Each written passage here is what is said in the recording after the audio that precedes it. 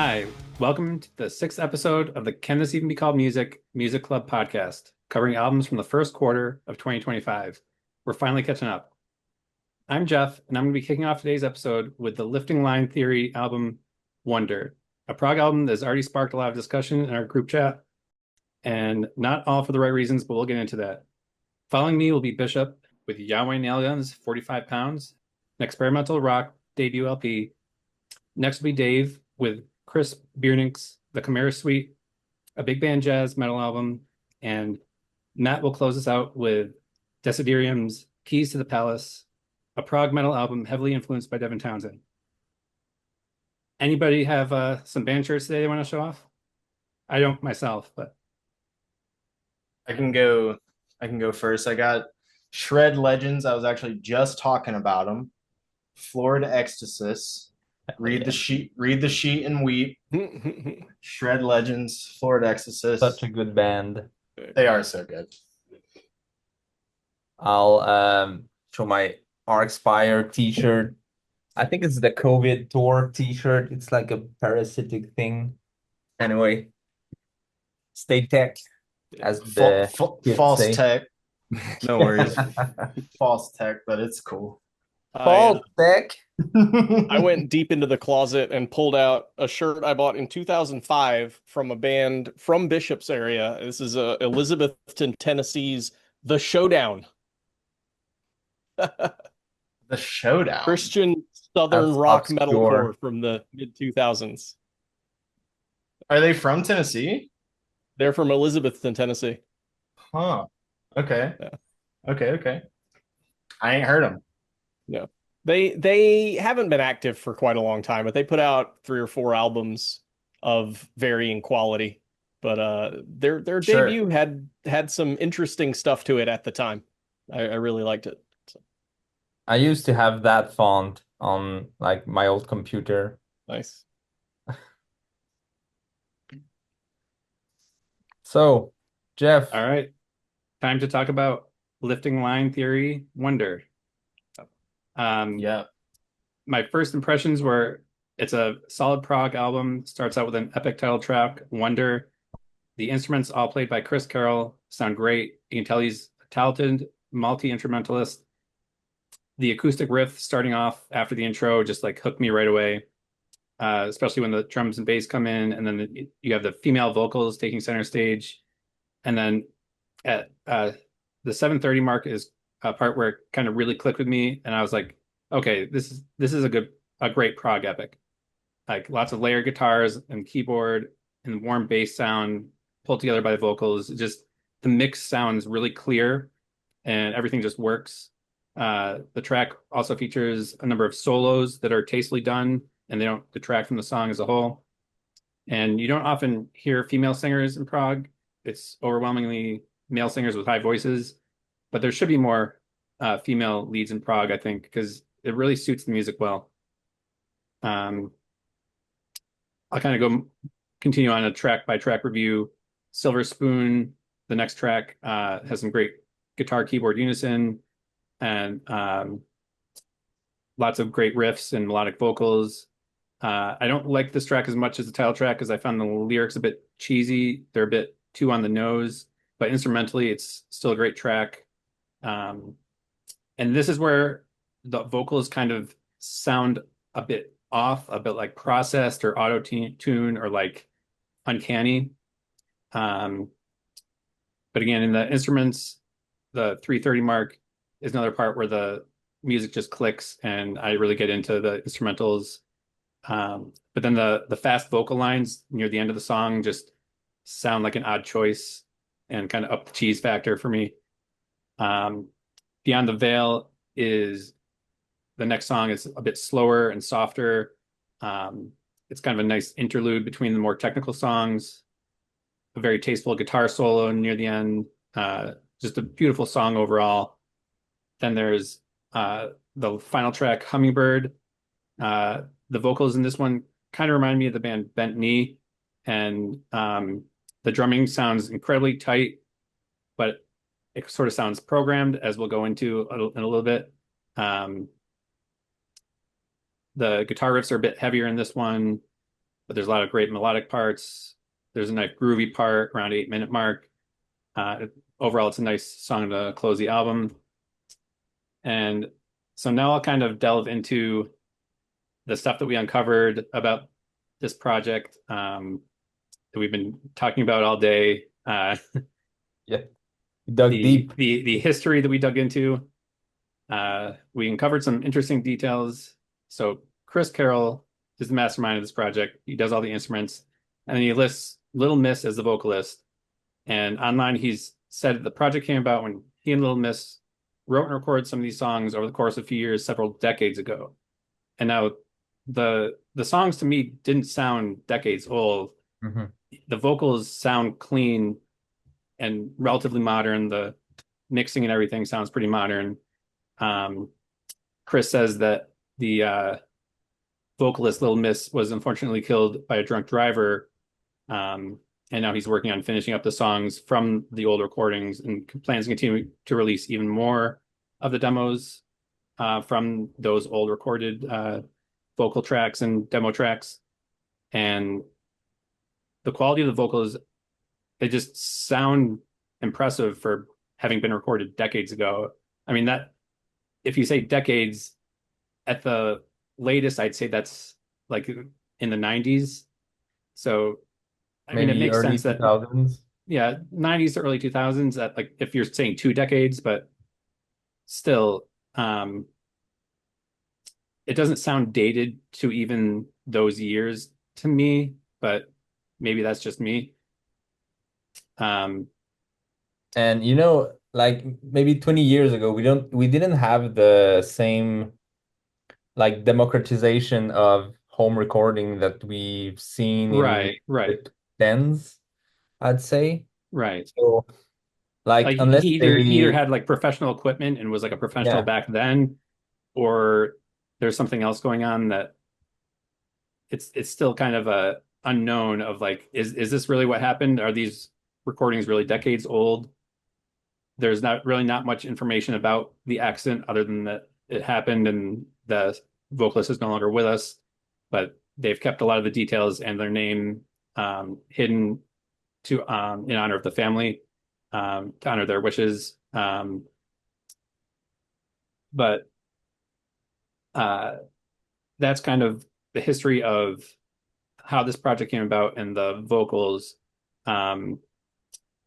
We've kind of dug deeper, but never found anything more than what's kind of on the internet about that Chris has put on the internet on like the Prague archive forums and other places. A couple places have like reviewed the album. One theory that we had was that the vocalist in Chris's other band, Hot as a Pepper, Trilby Rose, is secretly the vocalist in Lifting Line Theory. And another theory is that there's some sort of AI generation going on, but the AI detection kind of ruled that one out. kind of like I was thinking more of like AI restoration or Yeah, upgrade or enhancement or whatever. yeah, kind of filling in the gaps, but not creating something out of nothing, but Yeah. kind of fixing something. And Chris also states that he didn't use any programming on the album regarding the drums, but yet on every song, the drums do have a very programmed Lie. sound. Yeah. He explains it's because he recorded them in pieces and used triggers to facilitate the process, but I don't think that's very believable. Well, I mean, if you trigger your drum and like it's sent to a MIDI table or whatever, Yeah. I mean, you could edit the MIDI after the fact. you can edit the MIDI and Yeah. it can be, it can be like quantized automatically. Right. So that's a thing also. Yeah, And that's a good point. there's the I'm doing the how do you say that? Like the advocate of the devil. Do you have Right. that Devil's saying? advocate. Yeah. No, it's a good point to make though. And it's So like it's it's a just rabbit like, hole. yeah, right. It's possible, Yeah. And I think it's Bishop mentioned that like they had the wrong MIDI input for the closed hi-hat Yeah. hit. And it's instead the like the closed with a pedal with a foot. the closed Oh, hi-hat with the foot. Other Is way. that Well, I right? think it's yeah. intended to be the pedal closing with the foot, but yet it sounds like it's Oh, being okay. triggered by the So actual hitting a it's closed the other hi-hat. way. Yeah. So, well, I mean, is that possible that just like maybe the trigger they had like just went through the same input for these two or something like that? Also possible. Yeah. Also possible. Depends on the E kit. Yeah. I've got some thoughts about it, but that is possible, what you're describing. For sure. So I just don't want to like bash the guy too Right. much. I mean, No. there's suspicious things that's obvious, Yeah. but I mean, it's definitely like possible that everything's legit. And I wouldn't mind if the drums were programmed if he Yeah. just came out and said that, because they still sound good for the most part. Like it fits the music and it fits well in the mix. I like Devin Townsend's Ziltoid album, which is all programmed drums. Like programmed drums can work. Um, but it's kind of the way he describes how they're not programmed, and they kind of sound like excuses. And I'm going to get next into the album artwork, which he has said that it is not the use of AI and that it's pencil sketches with Photoshop coloring and painting. Um, so I wouldn't mind if he admitted that it was AI art, but I do feel it cheapens the art. Um, I believe that he could have done sketching and coloring at some point in the process and then maybe use some AI later on. But I won't say if he's being truthful or not. I'm just going to say make your own judgment and have a discerning eye when viewing anything online these days, because AI is just so prevalent. And I'm an artist and graphic designer myself, so I have a good eye for kind of what's AI and what's not. And I value human created art, so I kind of um, put extra stock in like what's real and what I can see, like the stages of this is where the sketch came from. This is the coloring. Maybe the coloring is outside the lines. Like that's like some human error, human touch adds something to it. Whereas AI is like too perfect to a fault. Um, Or like too weird in yeah, a like certain there's way. uncanniness. Yeah. There's It- patterns that don't complete. There's jagged sections and weird little blobs that appear in misshapen forms. Um, and we discussed in our group chat that we're considering recording an episode like deep diving into AI and its use in both art and music, and kind of going deeper in that. And I'm kind of interested in diving further into that in the future. But Yeah, it's I won't say too much more big about the topic. art, because in the end, the art doesn't have too much to do with the music. The Mhm. music can stand on its own. Um, I just would prefer more transparency and more honesty Mhm. when regarding certain things, like the use of AI. I think that's really the important point. When you make music, you're kind of like exposing yourself to the world. And if you put uh I don't know, kind of filters behind them, behind like the world and you, and you don't say that they are there, and you let the people like discover them, they're just gonna, it kind of like poisons the well.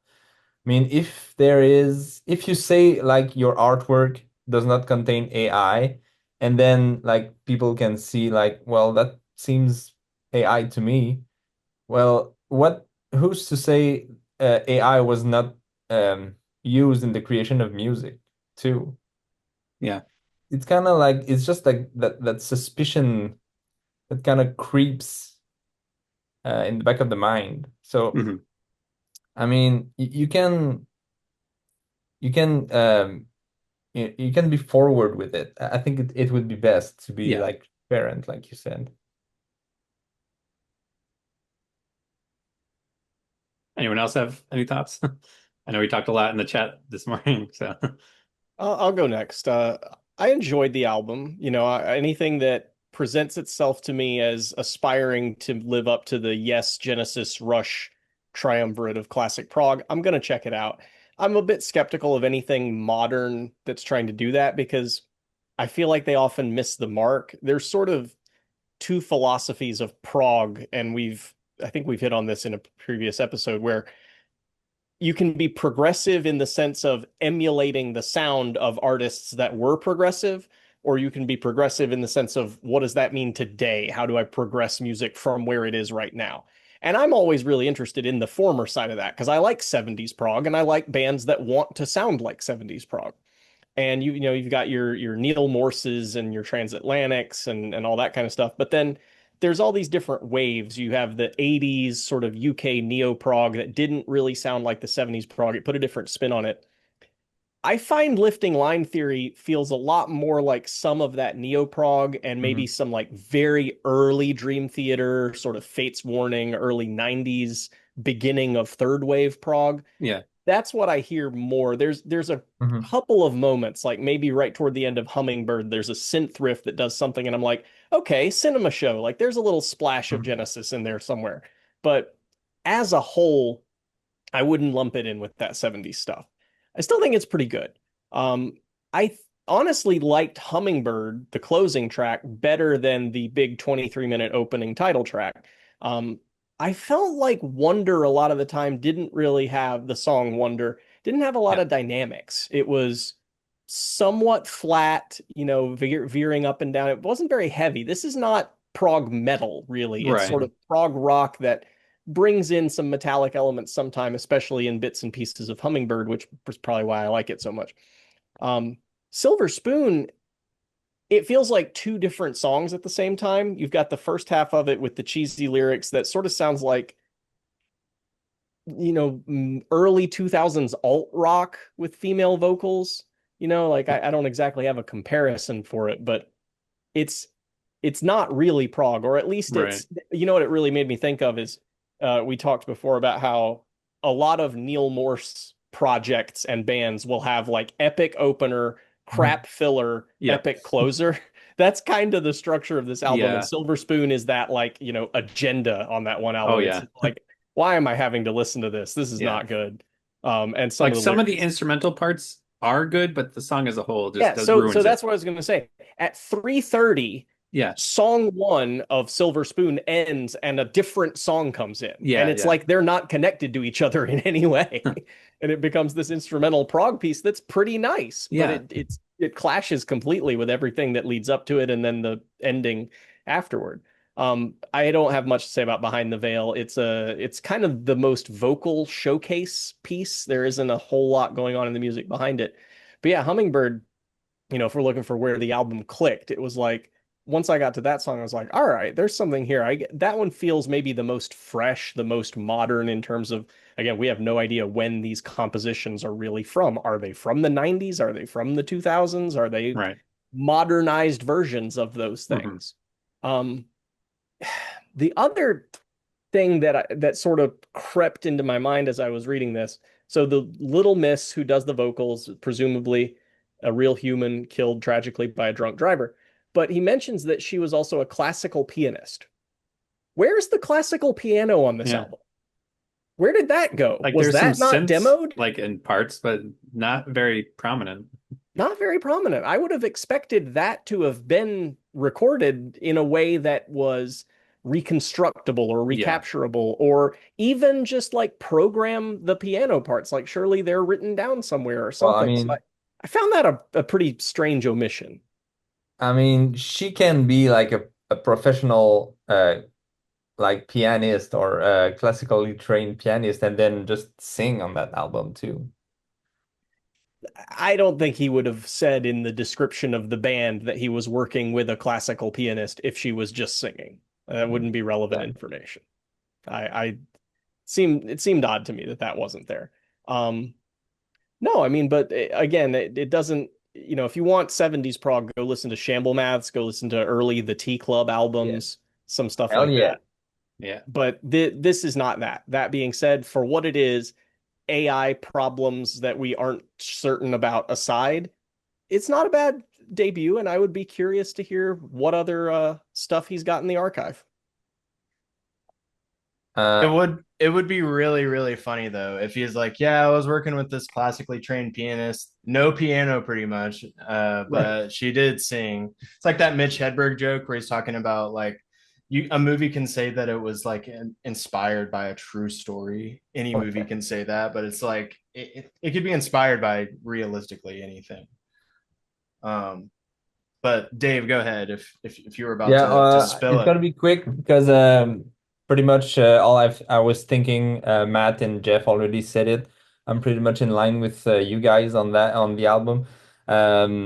It's a very, I think it's a pretty good old school neo prog band, like Matt said, early 90s in that era. Sounds pretty good. My favorite track on the record was Hummingbird. It's very it's the highlight. I think it's the highlight of the album.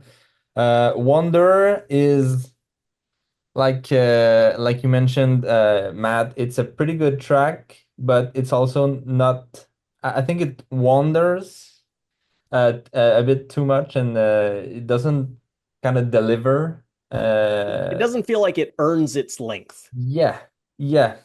I think that's one way to put it. Like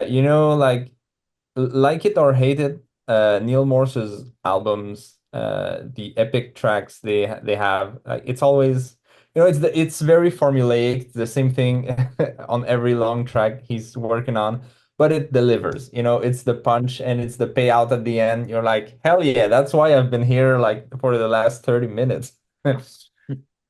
And it's not happening with the Wonder track.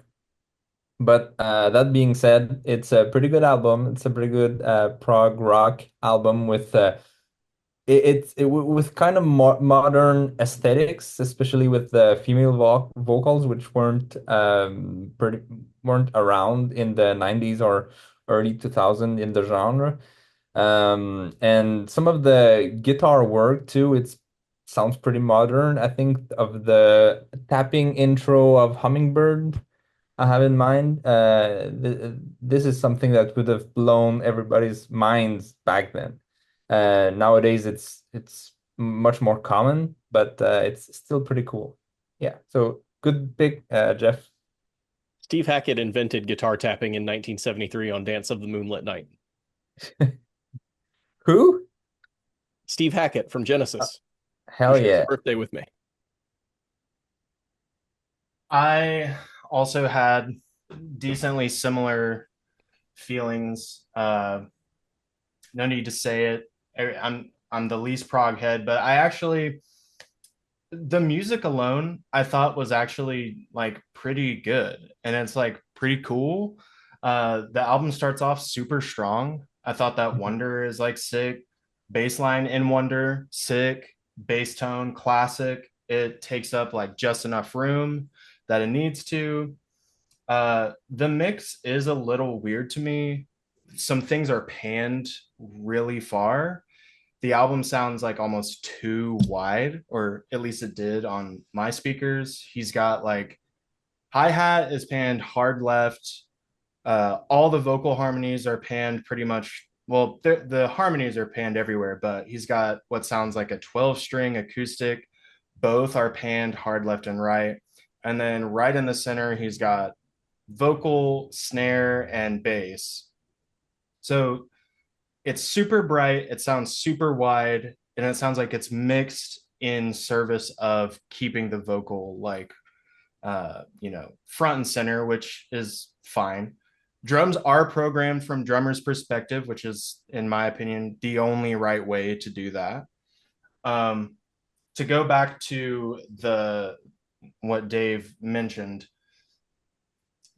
part of why this became such a conversation in the group chat is the insistence of the album not being things, or not he like of Christian not doing things that it seems most likely that he did do. the AI thing, there's really no reason to lie about that. It's 100% AI. Like anyone who's been on the internet in the last 5 years, bro, it's fucking AI. There's no like hiding that. To say that the drums aren't programmed, that's kind of more, it's like a more slippery thing. You Wait, could wait, turn, wait a second. I just want to add like to the AI thing, like the artwork for the other band, like Hot as a Pepper, like yeah, this one Yeah. is like 100% AI. Yeah. You just look at it and you know. So I yeah, mean, that's like one more bullet in your, you know. yeah. And it's not even so much the fact that it is AI. I mean, that's already like not as cool as just, pay someone for art. Or if you can't pay someone for good art, then just have very minimal art. Like you Hmm. could have minimal ass art, and if the track is still cool, then the track is still cool. But the And insistence, good. no, to that point, one thing that I forgot I was going to say is that, and I think Jeff almost said this, the art chosen for the album doesn't seem connected to the album in any way. Like, it's called Wonder. Go take your iPhone and take a shot of the night sky with some stars, and that's your album art. Like, that would have been more suitable for the music, I felt like. I don't understand what the cybernetic girl on the cover is doing there. Yeah, Cyborg Samurai. We speculated about this. I don't want to speculate too much because I've talked shit about records on this podcast, and I have no problem talking shit about some albums. But like, to speculate the intentions of an artist, I don't want to go too far there. I don't want to be, I don't like, if for some reason he were to watch this video and be like, bro, it's like, I'm serious, here's the proof, and we all look like assholes, then I will gladly say sorry, you know. um but I wrote, Chris is like clearly a very skilled musician. He's an experienced production and recording engineer. He clearly cares about little details, and he's willing to do tedious, meticulous work that's required with doing pretty much everything yourself, when it comes to recording and writing, tracking music. So that's big praise. Uh, in my opinion, again, hate to say it, lyrics horrible, terrible lyrics, especially on Silver Spoon, really bad. Yeah. This one, Um, yeah. and I am in a way a lyrics guy. At the same time, I don't really pay much attention unless I can just make out what the lyrics are saying. You can very clearly make out what is being said on this record.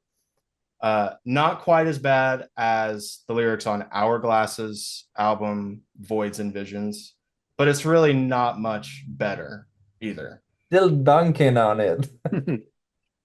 That might be, Voids and Visions might be like the most uninspired writing that you can possibly achieve, to the degree where it like horseshoes back to being like an achievement on its own of being so uninspired. It's really amazing. And they also had like AI art. Yeah. So Yeah. So and par and for the they course. they more admitted it because they said that their graphic designer does use AI. I think they didn't really deflect as much when being asked about the use of AI. Yeah. I guess the two last thoughts there are, so Dave mentioned this, but about the drum programming, again, it is a slippery thing because you could have, like in Reaper, there's a stock JS device it's just audio to MIDI trigger. When we were looking into this, it looks like he's using Cakewalk Sonar. Maybe there's a stock device, or just he has some trigger plugin that he could feasibly play the entire song on an acoustic kit and use all triggers. That's like not impossible. The thing that was a little weird is you can tell in the very first song, hi-hat is panned hard left, which is a little weird. And in my own music, I use a contact drum library. There's a different sample for like hi-hat closed, hi-hat tight or open or whatever. But there's also a sample for the hi-hat pedal. And there are a bunch of parts where it's impossible to play. You couldn't play the fills and be hitting the hi-hat at the same time. It's just it ain't, dude, it's programmed. And that's fine. Well, I Like mean, a shit with ton of that bands thing, program. with that thing, I mentioned that if it's triggered, the like hitting, no matter how you hit the hi-hat, it's gonna register as a hit. So it's gonna be the same, same sample So that goes out, right? well, it depends on I'm basing the audio to MIDI trigger thing based off of that live video for Hot as a Pepper, where it looks like he has an acoustic kit in Mhm. the in his like home studio or whatever. But pretty much any Roland, like Roland TD11 up, they've got the pedal. You I can mean do the the pedal. electronic kit, right? Yeah, Yeah, yeah. but what I'm guessing is like a trigger, an audio trigger. That's what I'm guessing he's using.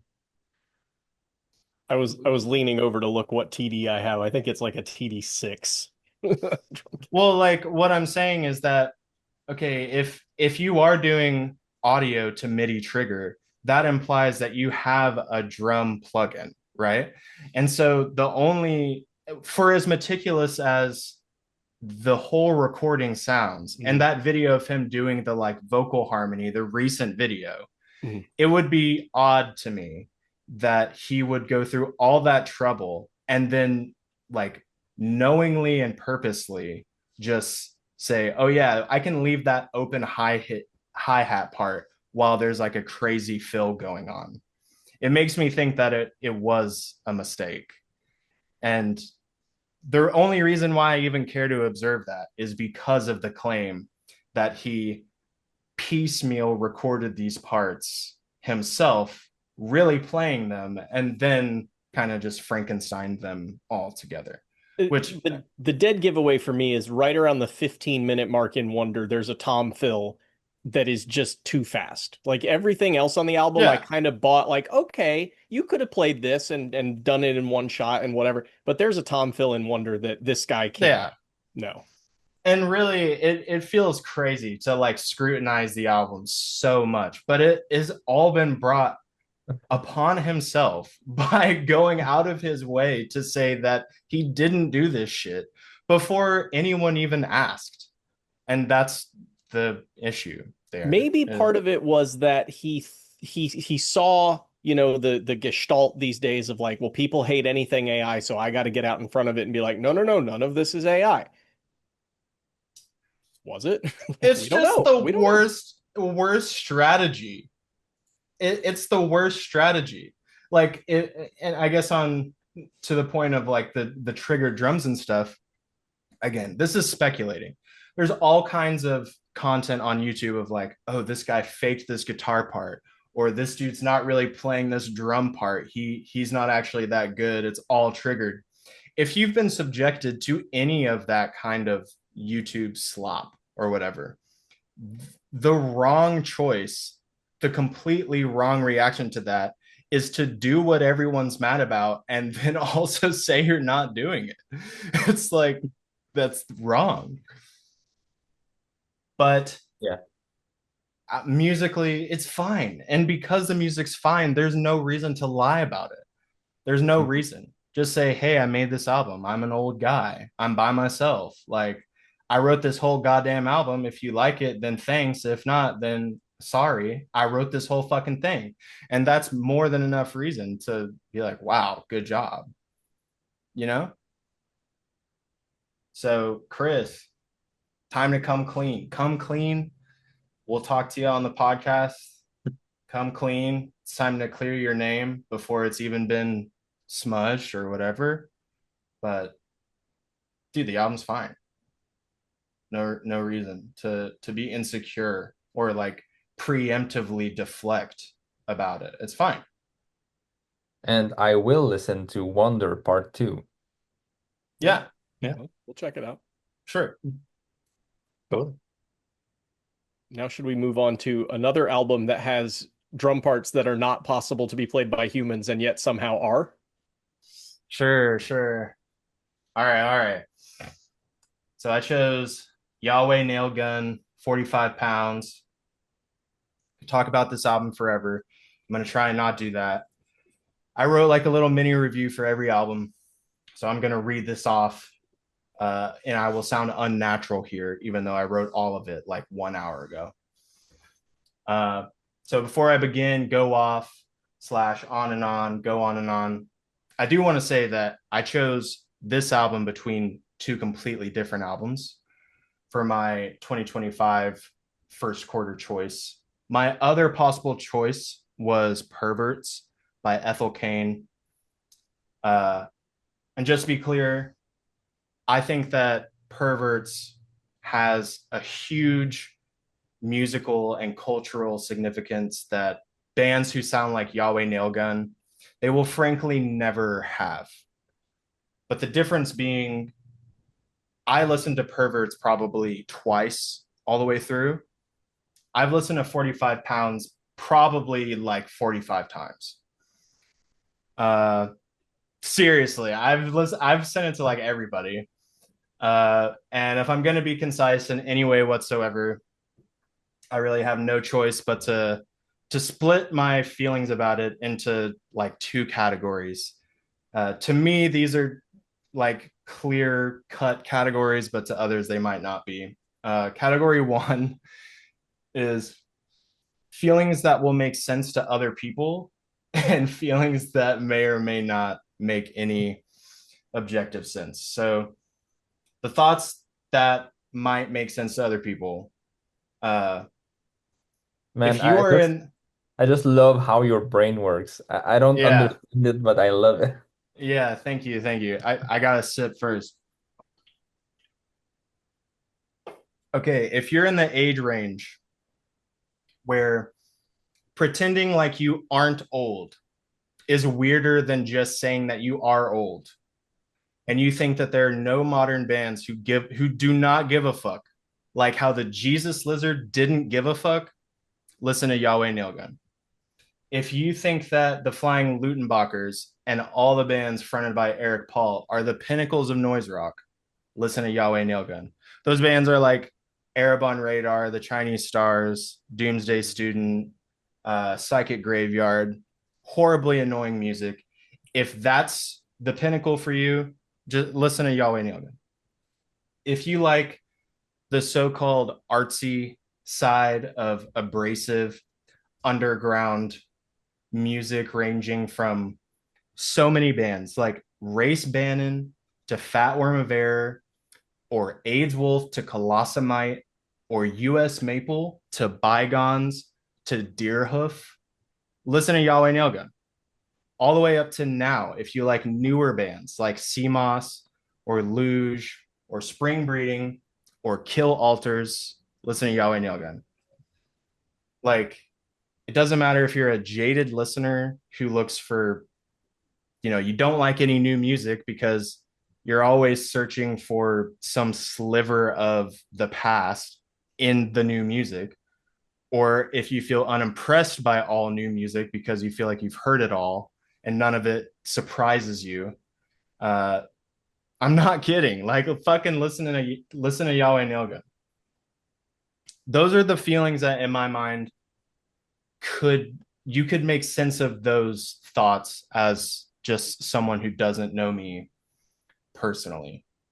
I have fewer thoughts that may or may not make sense to anyone else or could be understood by someone else, but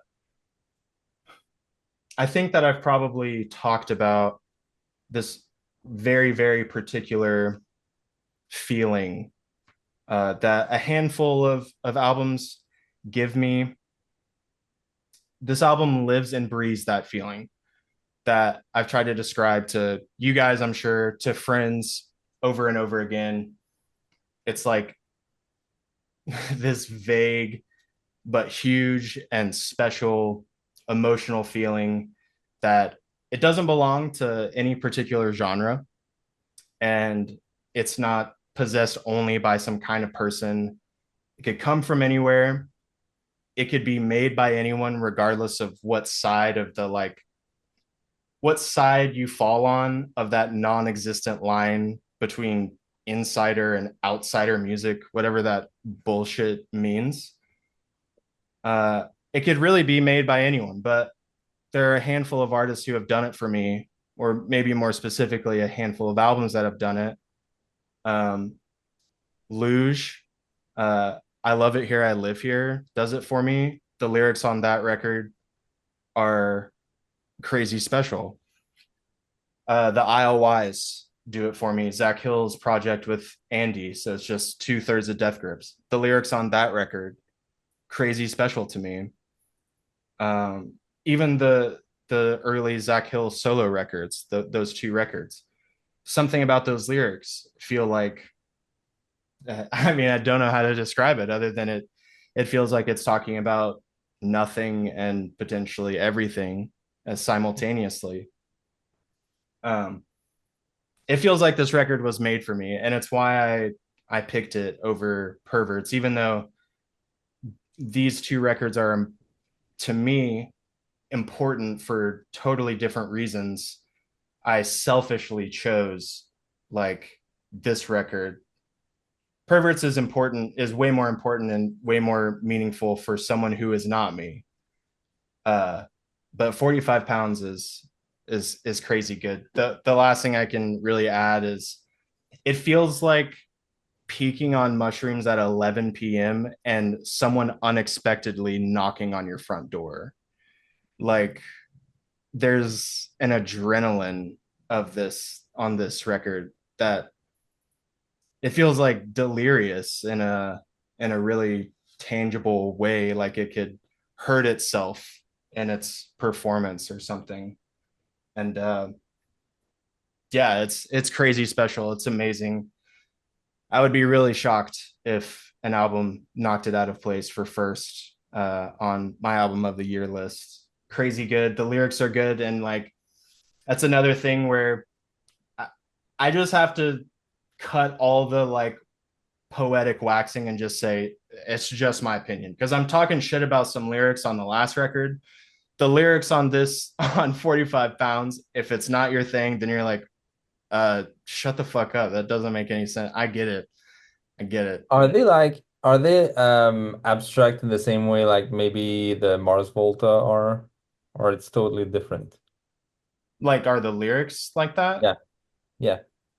I haven't done too much research into the members themselves, but I get the impression that yeah, the lyrics are poetry, probably semi stream of consciousness. I The way that they read it really reminds me of my own like strategy for writing lyrics, which is the lyrics initially in their first phase are just stream of consciousness, and then maybe for the sake of the music they're either filtered or edited or syllables are cut out or whatever. And but each song has a hook, some specific line or like run-on sentence that gives you the feeling of like it describes the emotion. And but I do think it's yeah, it's like stream of consciousness. It's not like I feel this way and this is why I felt that way, or it's like you're the little guy in the little world and the little world's doing this now. It's the opposite of that.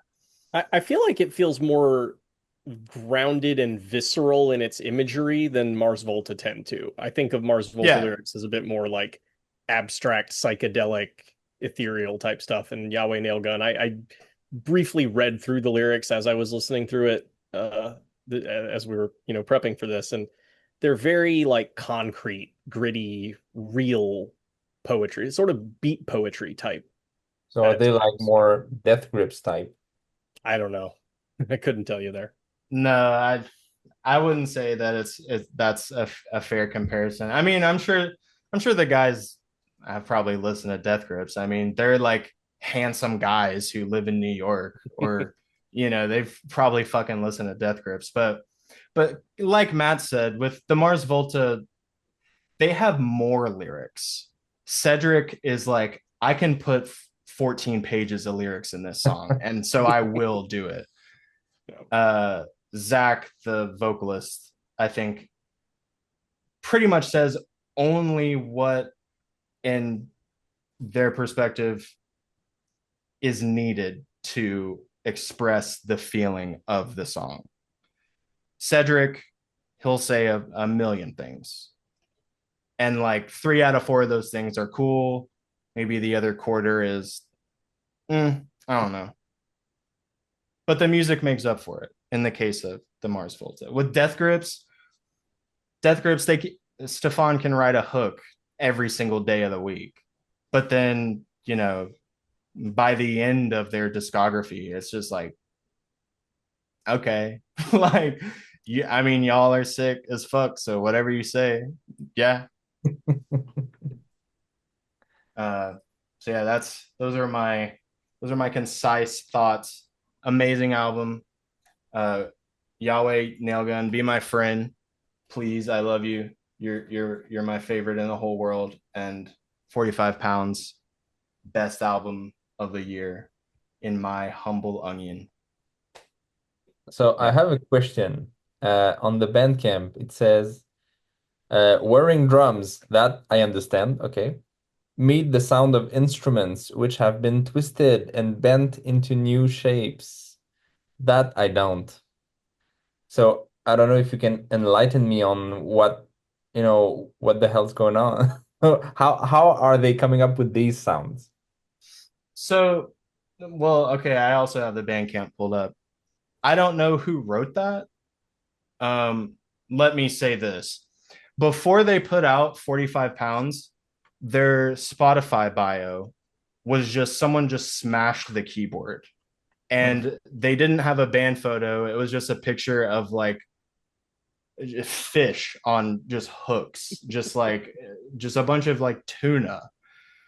So that's part of what made me say, if you're an old head and you think, oh, kids these days are sensitive, everybody gives a fuck and they're wussies or whatever, like this band, a lot of people like them now. And it wasn't even until they got, they've done Pitchfork interviews now.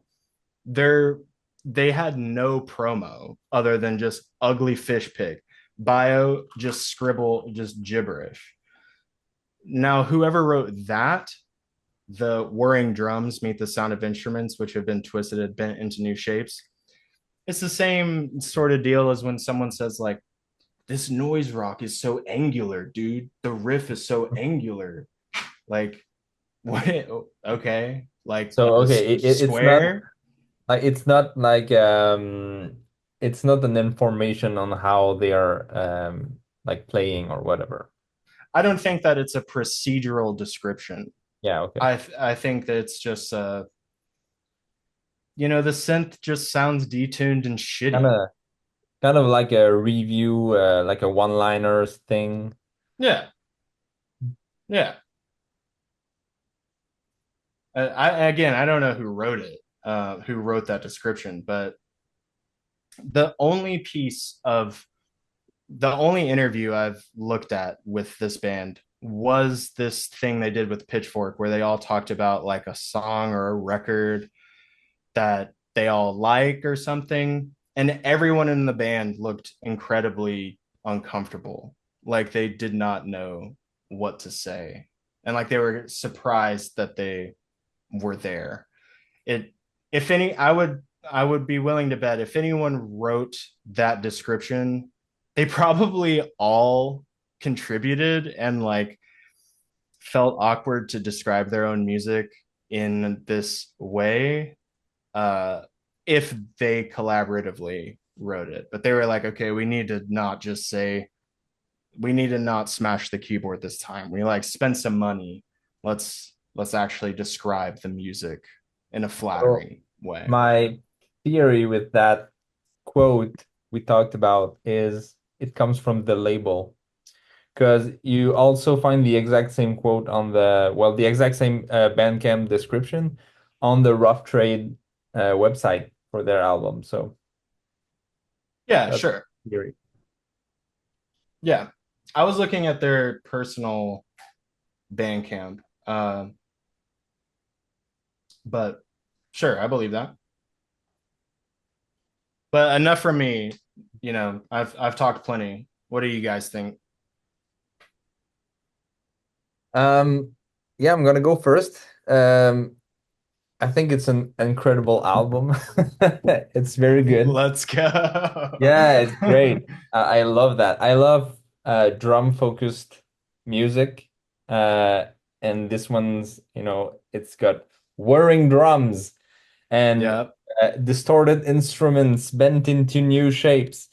And yeah, it's totally bonkers, and I totally love it. One thing it made me think of is the band Jupiter, JPTR. It's a duo. I think it's a duo.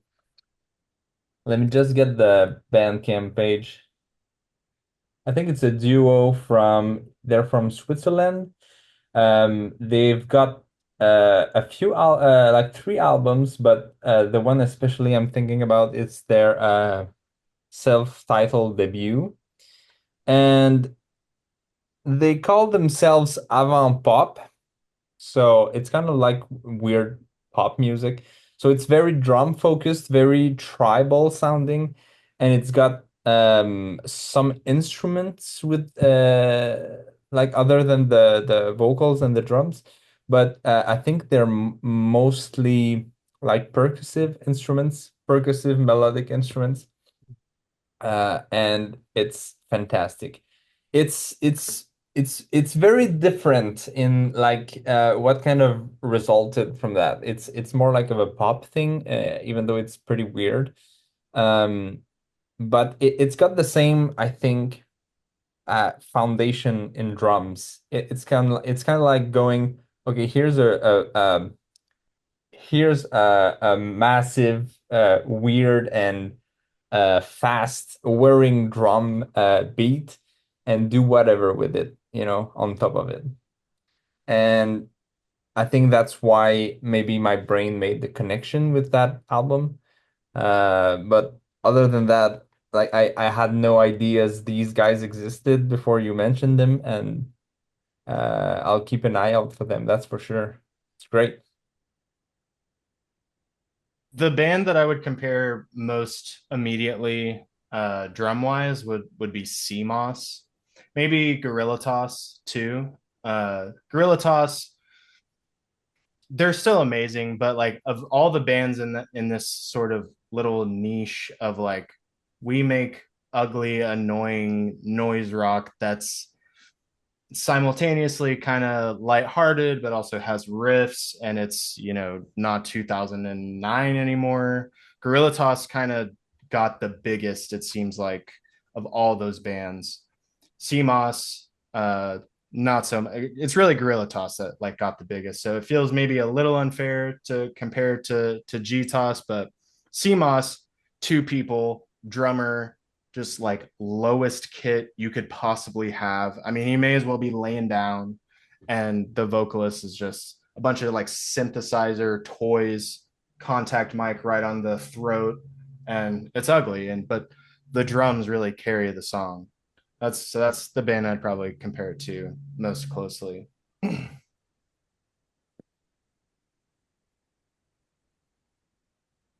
Other thoughts?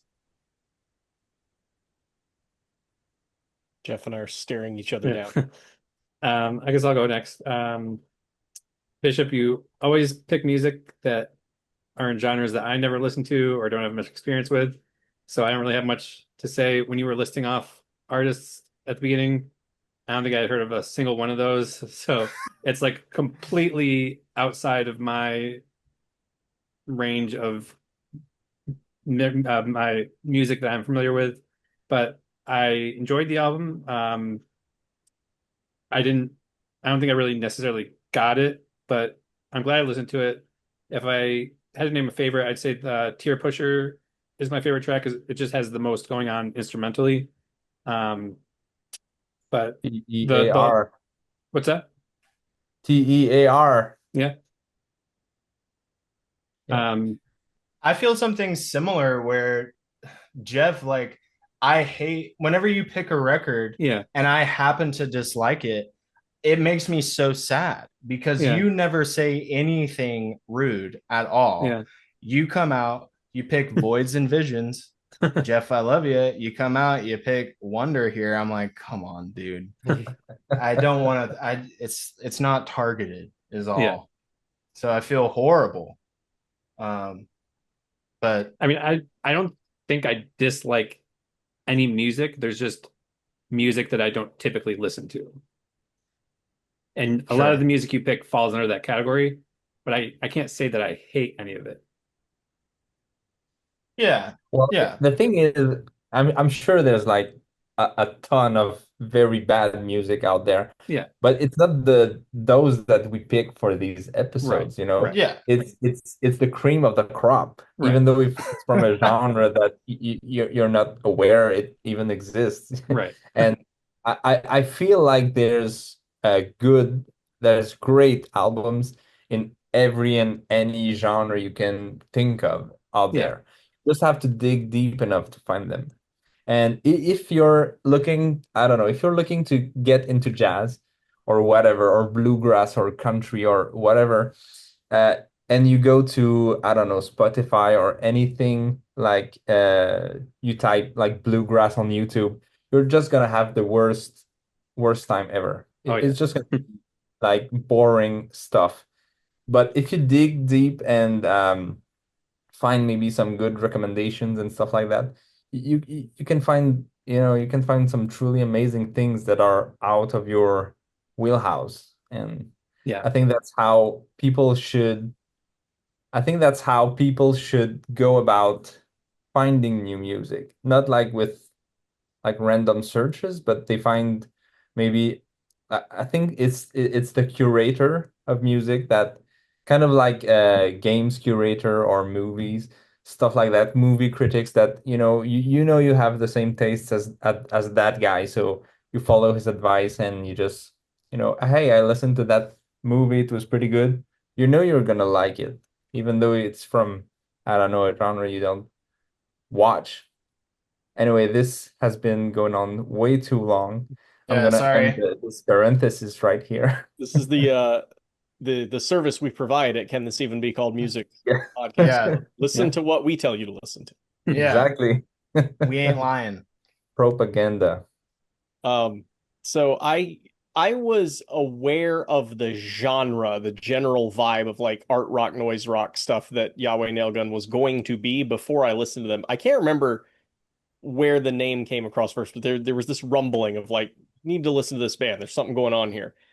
And my best friend in college listened to some of the, Hella and Zach Hill projects and, The Hella is one I've heard of. Locust and stuff like that. And so like that's sort of my closest touch point to anything like this.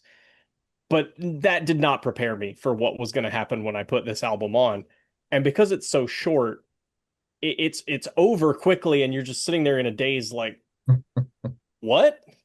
What was that? Like, so the first time I listened to this album, I listened to it 4 times in a row Let's because go. I just could not get my head around it. I was like, I can't, like, what else am I going to put on after that? It's I too need to short. go back to this and be like, what? Let me try to experience that again. It's the rhythms on the album are mind-boggling. They are not like anything I've ever heard. If there's other stuff out there, Bishop, like you're saying, that sort of has this I got you. aggressive, rapid fire, but the thing about it is that it's not just chaotic. It's super tight. Like it's Yeah, these really complex rhythm, but they're perfectly repeated, and they become these like droning patterns of complex rhythm that then you have this really weird, somewhat minimalistic music, you could say, going on around it with some synth stabs here and there. And I don't even Music. know if there's guitar, but some bass here and there. And then every now and then there's like a big moment where you get this big harmonic chord blast or a couple of harmonic chords playing together. But by and large, you don't get that. And that's not what this is about. This is about the dude doing beat poetry on drugs. I'm not accusing him of being on drugs, but it's got this vibe of just like this dude's insane over the crazy cacophonous but perfectly synchronized and syncopated, sometimes polyrhythmic drum patterns. And the rototoms, like, have we even mentioned this album is like the glory of the rototom in full display. It's incredible, and you think it's going to be cheesy, and nope, it's not. It's just, it adds this dimension of sound to the percussive battery. The first time I listened to it, I'm like, this has to be two drummers. There's like the one dude with a standard kit and the one dude with all these other accents. No, it's one dude. He's doing all of this. Sam Pickard. It's almost like if everyone in Mouse on the Keys were homeless. If everyone in Mouse on the Keys were homeless, it would be YHWH Nailgun. Great. I love that. And in downtown LA. Not a reference point I have, but I just, I mean, this album, it's too short, but then again, is it? Like, maybe you don't need more of this stuff. One of the notes I wrote down is the longest track here is 3 minutes, and most of them are a lot shorter than that. What could this band do in a longer format? And I don't mean 20 minutes like, prog, but like, what would a 6 or 7 minute YHWH Nailgun song sound like? Because the songs don't really evolve. The songs have one idea, and that idea is repeated and iterated and then thrown away. And then you move on to the next song. And I'm like, what if y'all like wrote a real song, not just like an idea with some words on top of it? But there's something about it. Oh, we also have to mention in track 3, the sort of machine gun beat that gets layered on top. That was, Dave asked us for like, what's the moment where it clicked? That was the moment where I was like, holy cow, like this is my favorite nuts. Track. I love that. Pain Fountain. You get the end and it's like so good. Oh my gosh. Unbelievable. So good. Just amazing. So like, I mean, some of the songs stand out, some of them just kind of pass by, but the experience is so short and so memorable and unique if you haven't heard other stuff like this, that you just immediately got to go back to it. So this album, I've listened to it. I don't know if I've listened to it 45 times, but I've listened to it 15 times for sure. I mean, because it's in a row. Yeah. I'm listening to it right now. I don't even know if my response is actually relevant to what y'all are saying. I'm listening. Yeah. Sick. I'm glad everyone enjoyed it. Great album. Yeah, it's very short, like Matt said. It's like you want more, but if you had more, would you want more? Yeah. Yeah, exactly. It either has like pop mentality. You could think of it like these are short pop songs. And like Matt said, every single song, the drummer was like, okay, I came up with the rhythm. It's pretty cool. Everyone do something and be out of my way. Like you could think of it like that. Or it's like it has grindcore mentality of, okay, we have one thing to express with this track. Let's say that. And then, okay, done. Move on to the next thing. Could see it like either way. Amazing. And is Dessiderium next? No, I am. Oh, okay. So for this episode, I chose Chris Beernink. I hope I'm getting the name right. The Chimera Suite. The Sweet Chimera. So it's basically, this is big band jazz metal album, and there's precious few of them out there in the world. I'm gonna name a few of those that I've collected over the years. So there's the band Valtozash, which I believe is from Australia. There's Nathan Parker Smith with Not Dark Yet, an album I got many years ago, probably close to when this came out. It's fantastic, but not as heavy as Chris Beernink's album. There's also Tom Call and what's it called? The Battle Jazz Orchestra. There's more recently, there's been like the Harry Staphylakis album, Calibrating Fiction. This one is totally insane, totally incredible, but it's much more classical oriented rather than jazz. It's more like an orchestral metal band, but really not in the same way you're thinking about it when I'm saying symphonic metal. It's really not symphonic metal. It's just like avant-garde, contemporary, classical music with metal elements. It's insane. It's very good. And there's an upcoming album from Dan Rosenbaum, Coordinates or Rosenboom Coordinates, which does pretty much the same thing. A big band or large ensemble with metal or rock stylings to it. But the Chris Beernink's one, it's very heavy, especially if you go like to tracks. I think 1 and 3 maybe are the heaviest on there.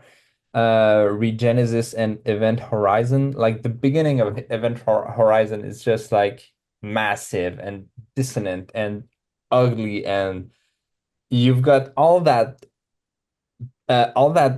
those instruments behind the riff that to just like build on it and just create that kind of massive sphere of fear or whatever. I don't know how to say it, but it sounds so massive and so layered, and when it's time to be ugly, it's so ugly, and it's great for that. It's amazing.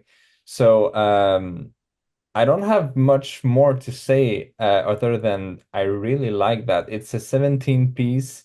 They're from New Zealand. The guy's an educator, a professor at Eastern Institute, I believe, of Technology, I think. I'm not sure about that last one. But the guy, he knows his stuff, and this is a great album. So I'm very much looking forward to more from where that came from. And I want to hear what you guys thought about it. I can go first. Uh, so it's kind of gent and it's kind of jazz. So it's kind of gent and jazz, which if you've listened to the podcast before, you know that this spells utter catastrophe for me. It spells disaster. The thing is, though, is with this record, the jazz is like kind of cool, and it doesn't feel pointless. I think that's because the jazz elements, like every song, almost kind of sounds like a spy movie. There's like a bit of like Medeski, Martin, and Wood in there. So the songs have this intrigue or anticipation. They sound mysterious. It kind of reminds me of Bernard Herrmann's film scores for Taxi Driver and Vertigo, which I just listened to this year, but also like full of anticipation. Um, I am typically kind of skeptical, and Chris did not describe his music as doom jazz, but that's one of the first places that my mind goes. Uh, are the bands that describe themselves as doom jazz, like Kilimanjaro Doom Jazz Ensemble or whatever they're called.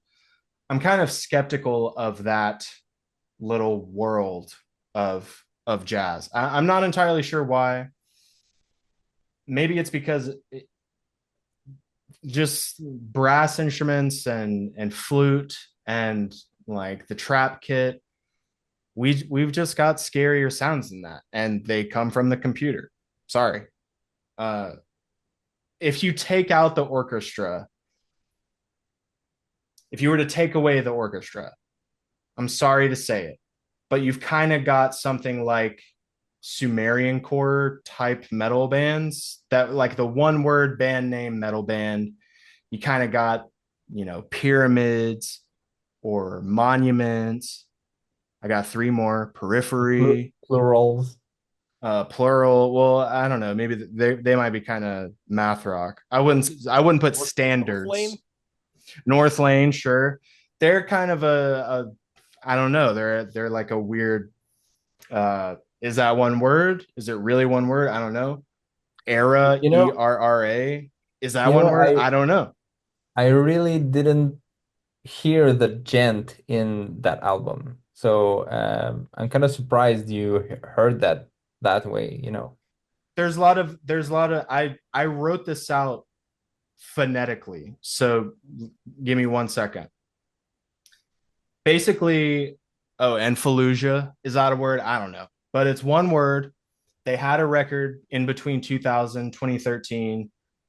Basically, in that era, if you didn't have perfectly symmetrical album art with some planets on it, you were a huge fucking loser. And no one thought you were smart, even a little bit. Everyone thought you were dumb, and everybody was trying to write that first Veil of Maya record, but nobody could because Veil of Maya already wrote it. Um, on the flip side, if you take out the chugging and just leave the symphony, you've got big band jazz that's like already kind of sick. There's no need for this is the part I wrote out phonetically, so let me try this. Ba da da da da, ticka ba da da da da da da da da da, ba da da da da, ticka ticka ba da da da da da da. You don't need that digga digga digga da, ticka ticka ticka da da da da da da. Just if you could leave, don't even need that. Big band jazz, sick already. I wouldn't say that it harshly commits the cardinal sin, which was in my heart and in my mind. This cardinal sin was nailed to the chapel door of Metal Fusion by Matt. I wouldn't say it's the worst offender of this, but when the guitar and bass are going especially crazy, the jazz kind of stops a little.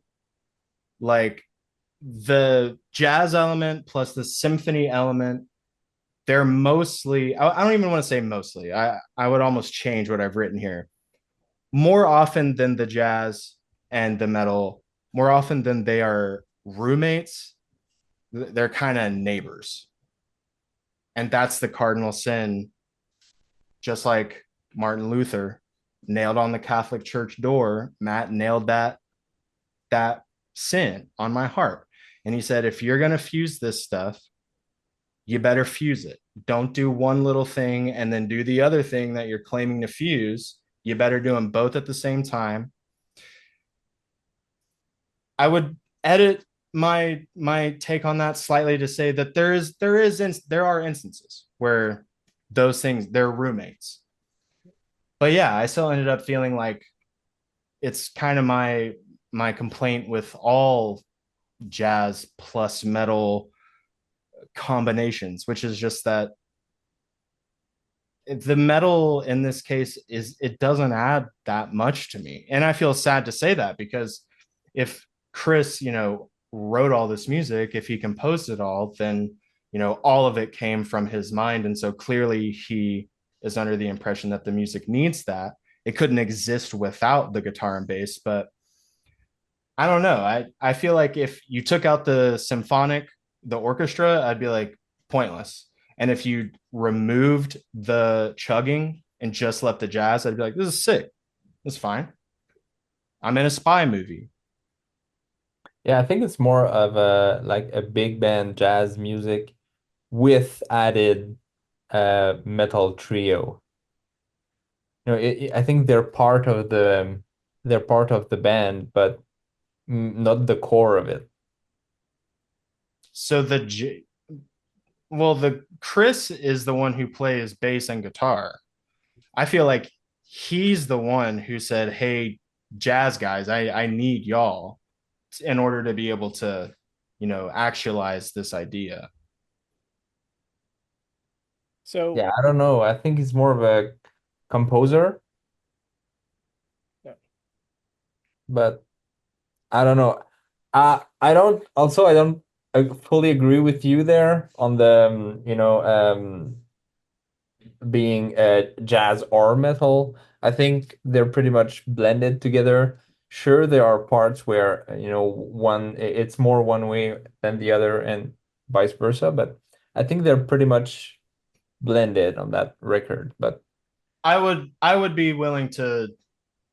I'll say uncle on that, and way more so than other bands yeah, have yeah, I know. attempted. I know what you're talking about, and that thing kind of infuriates me too. So that's why I don't see it there. That's fair. But it's Yeah. good. So I guess I have kind of a hot take here, and I'll preface that by saying I really enjoy this album. It took a couple of listens for it to really like sink in, I think, what Chris was trying to accomplish. I don't hear very much jazz on this album. I hear Hmm. metal and I hear brass instrumentation, but the majority, not all of it, but the majority of what I hear is kind of I think the metal is better than the quality of, early 2010s Sumerian core names that Bishop was dropping.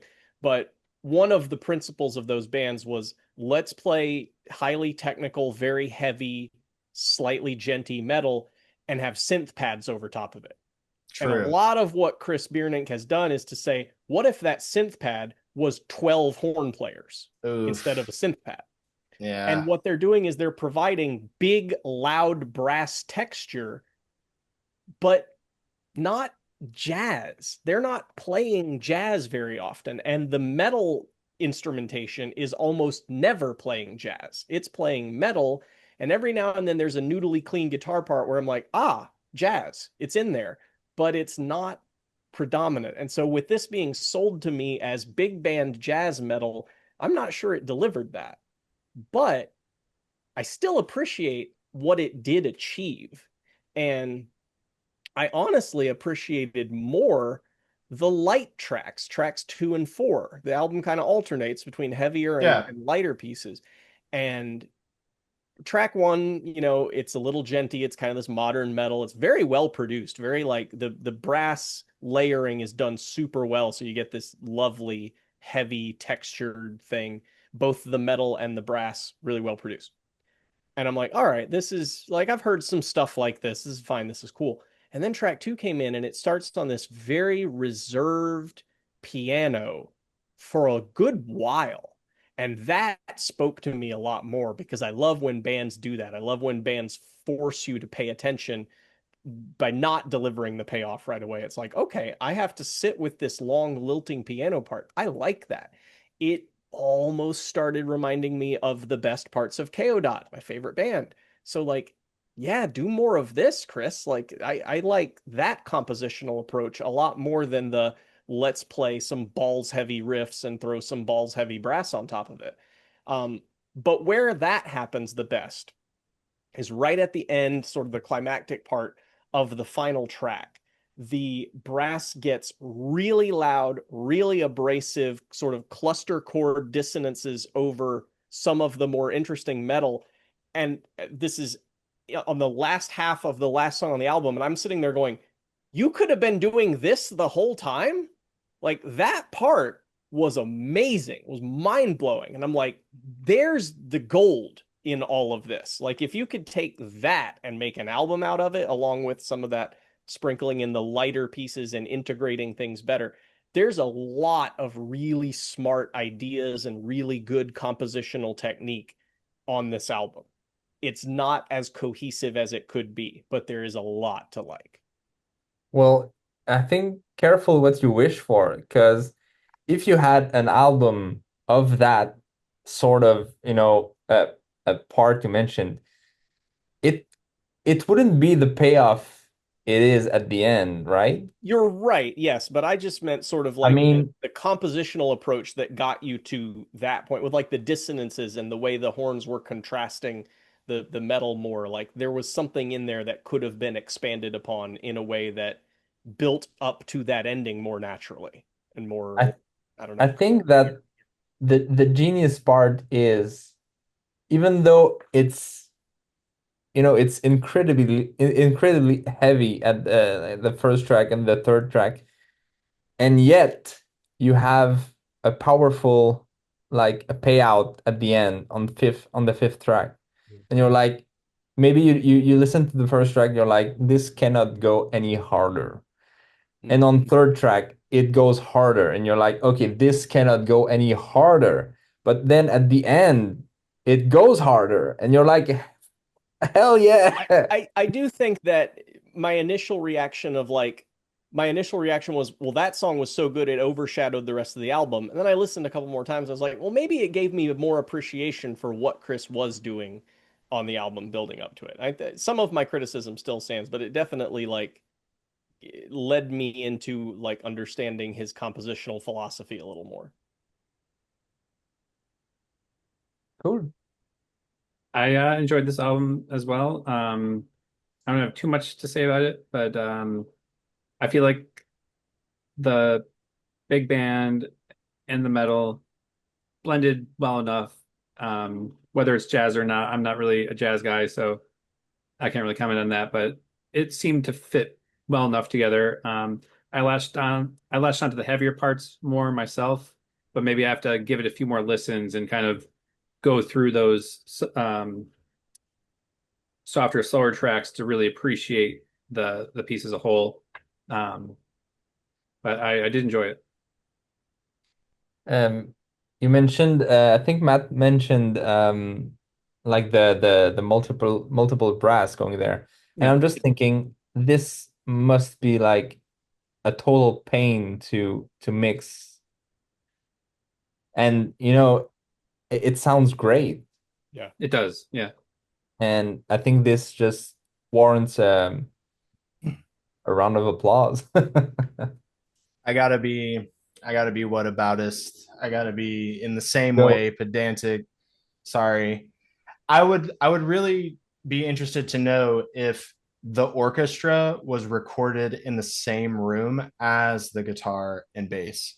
Because the orchestra sounds kind of like part of sounding really big is being in a space that is, you know, inherently larger than just you plug in, you mic the amp with a SM57, or you plug into the interface and you're like, okay, amp sim, or you reamp or whatever it is.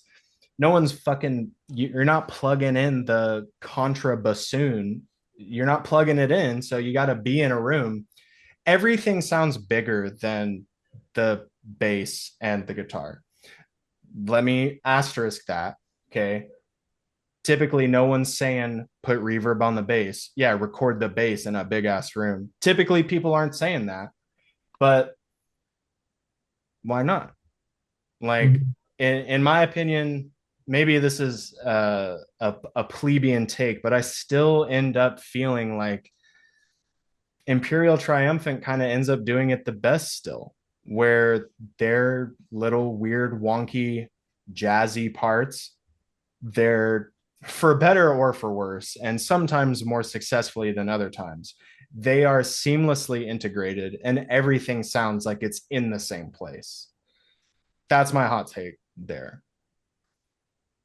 It still sounds like, yo, I wrote and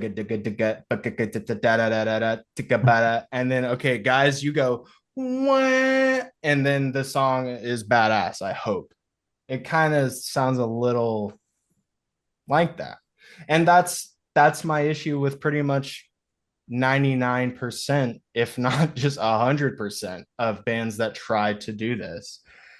Imperial Triumphant being that like 1% where I'm like, all Well, right, you win. I don't know how, but you win. I mean, I don't hear Imperial Triumphant as jazz metal. I love them. I absolutely love Imperial Triumphant. I just don't, that's not what's in my mind when I think about them and when I listen to them. Yeah. I think you don't think of them that way because they integrate the jazz so well. This is the point I always come back to is like make the, merge the compositional techniques, and they write metal with jazz technique and it just sounds like metal. But I mean, Kenny's drumming it's Yeah. jazz even when he's Kenny going like fully hard. He's playing jazz a lot Kenny of is the the time. thing. Kenny is the thing Kenny's where the it's like, boss. yeah, he's the guy that like grounds everybody in the that very specific niche, like perfectly on that boundary And if they didn't have him, I mean, they'd be fucked. Like they'd have to find, not even what's his name. I'm looking. Sam Picard, not even Yahweh Nailgun guy. Couldn't replace Kenny. Couldn't do it. And Still one good. last thing for a good um you talked about spy movie music or whatever. I Yeah. think one good album that is not related to a spy movie, it's Darcy James Argue's Secret Society's Real Enemies.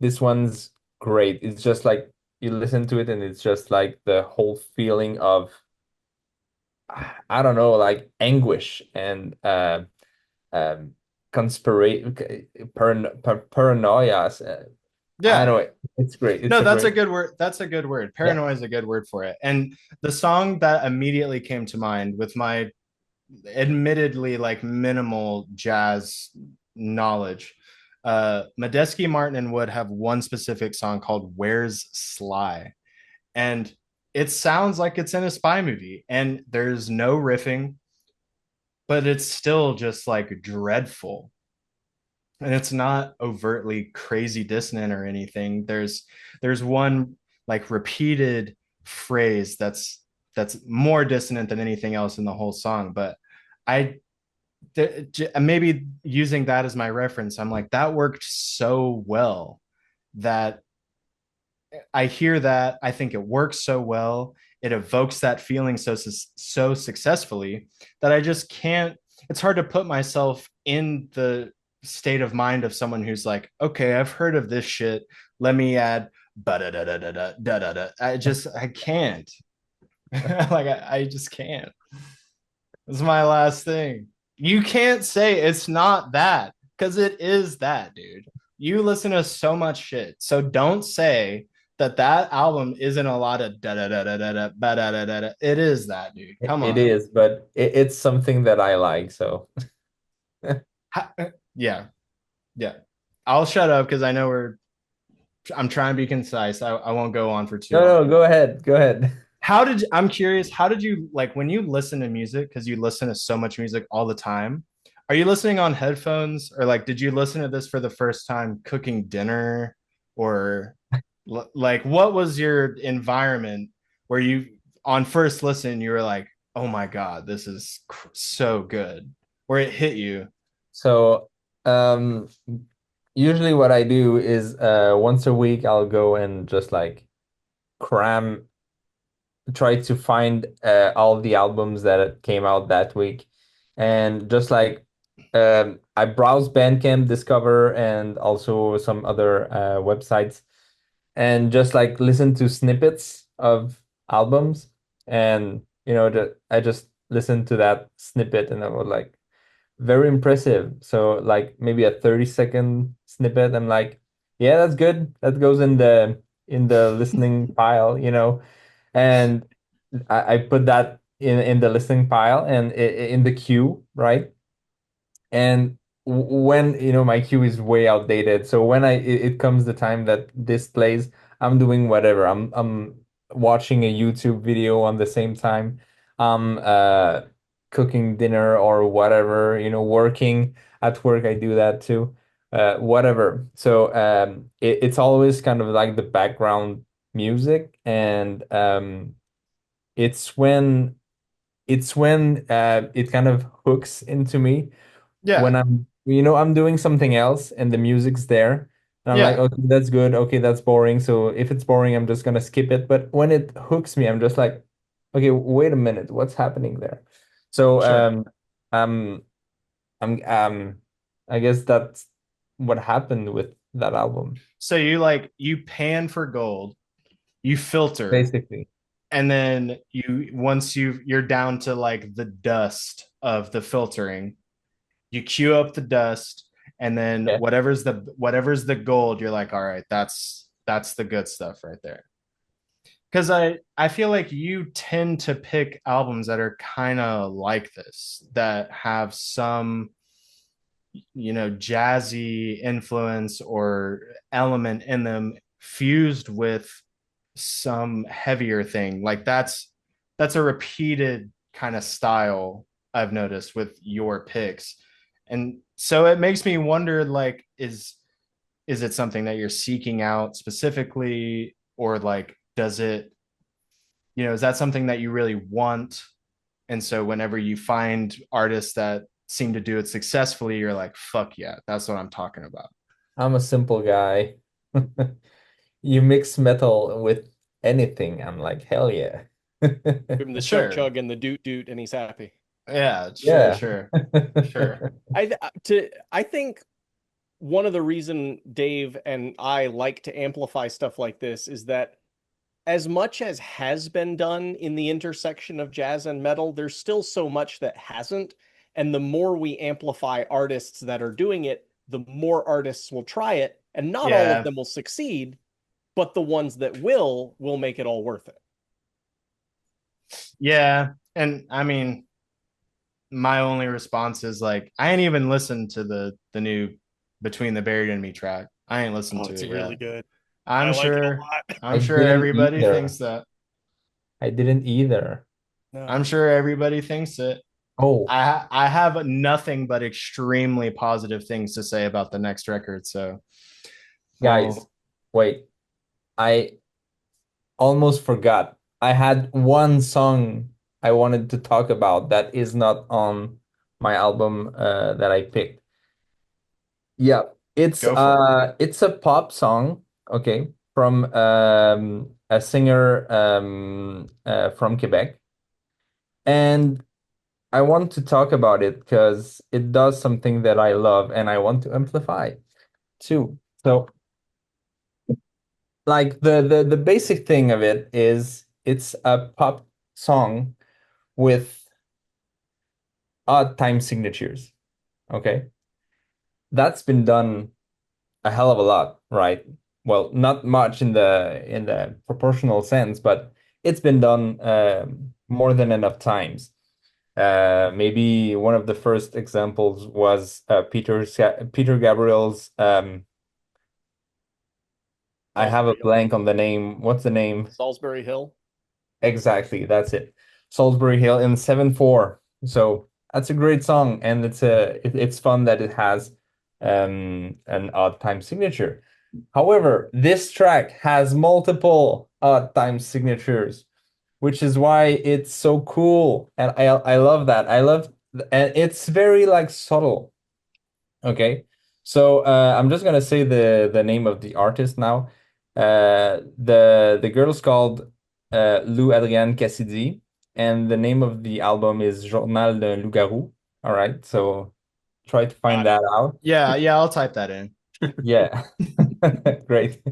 And it's the first track on the album. So it starts off, I think it's in 15/4. All right.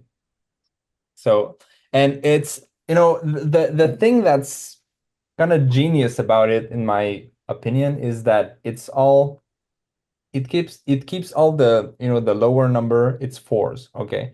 So it's a pop track, okay? What you want is not to cut in the middle of a beat. And like people are just like bobbing their heads, and if you hit like that 7/8, they're gonna be like thrown off. But if you do it in 7/4, they won't even notice. So I believe I didn't even notice the first time I listened to it. So it's on a further listen that I'm like, wait a minute, something's off about that track. So the start of the song is 15/4. Then at some point it's I don't remember if it's the chorus or the verse, but it's in 10/4, and then it goes into 9/4. So and it switches back from one to the other. It never goes into 4/4 territory, which is awesome. It's something that I love. And it's that kind of little detail that you can really bring more life into your compositions. If you're doing pop, if you're doing indie rock or whatever, something very a broad appeal, make it more interesting. Just there, do it with odd time signatures, and it brings out something like maybe the average person won't even notice it's there. It's still a good song for anyone that listens to it, but those that care, or those that are more musician minded, maybe they're gonna notice, and they'll be like, hell yeah, that's cool. That's cool that this is happening right now. And I just wanted to highlight that single song from that album, because the rest of the album is pretty much more generic pop songs. Pretty good, but I think there's another track in 7/8 or 7/4 too. But the rest of the album is much less experimental in the rhythmic sense, I'd say. Yeah, I just wanted to touch on that particular song. And Jacob Collier, also a Quebecois. He's from your city. Is he? No, no, No, I right? have no idea. I have no idea. Probably from London. I think he's from Hollywood. UK. He's from London. Yeah. Also crazy pop music. I don't know if you heard Yeah. of him. He's from wherever Harry Potter's from, but music's crazy too. Yeah, Hogwarts. More proggy pop. Hogwarts. Yeah. Oh, geez. You should send that artist in the group chat though. I'm intrigued by your description of it. I can't Yeah. type it in. Yeah. Okay, Can't. I'll do it for you. Thank you. All right. My yeah, turn? I'm stoked. Okay. So Kick it off. I picked an album that it doesn't have as many like interesting side trails and meta conversation. It's just really good music. And I get the privilege of talking about a solo metal artist who is a multi-instrumentalist, plays JRPGs and loves Spyro the Dragon, and is inspired by the loss of a partner at a very young age, and is somehow not me. We're the same guy. All of those things apply to myself as well as Alex Haddad, who is Dessiderium, who just put out his 5th full-length album as Dessiderium, Keys to the Palace. And it's interesting because I came first Dessiderium I heard was Shadowburn in 2020. It was one of my top albums of that year. Aria, a couple years later, one of my top albums of that year. And according to Alex, a lot of the material on Keys to the Palace is older than a lot of the material that came out on those previous 2 albums. They are darker, more sort of black metal, prog black metal influenced. And Keys to the Palace is notably brighter, and a lot of even the heaviest parts are written in a major key center, which is very uncommon. And that's not to say that they don't bring in minor tonality and bring in, accidentals and stuff like that, but they do seem to sort of go home to the major, which is very unusual for metal, especially extreme metal, which this is. The thing about all Dessiderium albums, including this one, is it is just maximalistic, bombastic composition. It is richly layered counterpoint guitar riffs with keyboards or synthesizers going off on top of that. And there's often multiple different melodic ideas happening at the same time, as opposed to, a chug, chug, chug rhythm with a lead on top of it. No, the chug rhythm is itself a different melody than what the lead guitar is doing. And then the synth pad, sometimes it's a pad, but sometimes it's a legitimate synth riff, and it might not be doing the same thing the guitar is doing, or it might, and that also sounds really cool. So Alex just really pushes the compositions on his tracks very, very far, and gets to some amazing places. A minor thing that I like is that the lyrics on Bandcamp are staggered with like some different indentation. I've never seen that before. I love it. But it's just such a big album.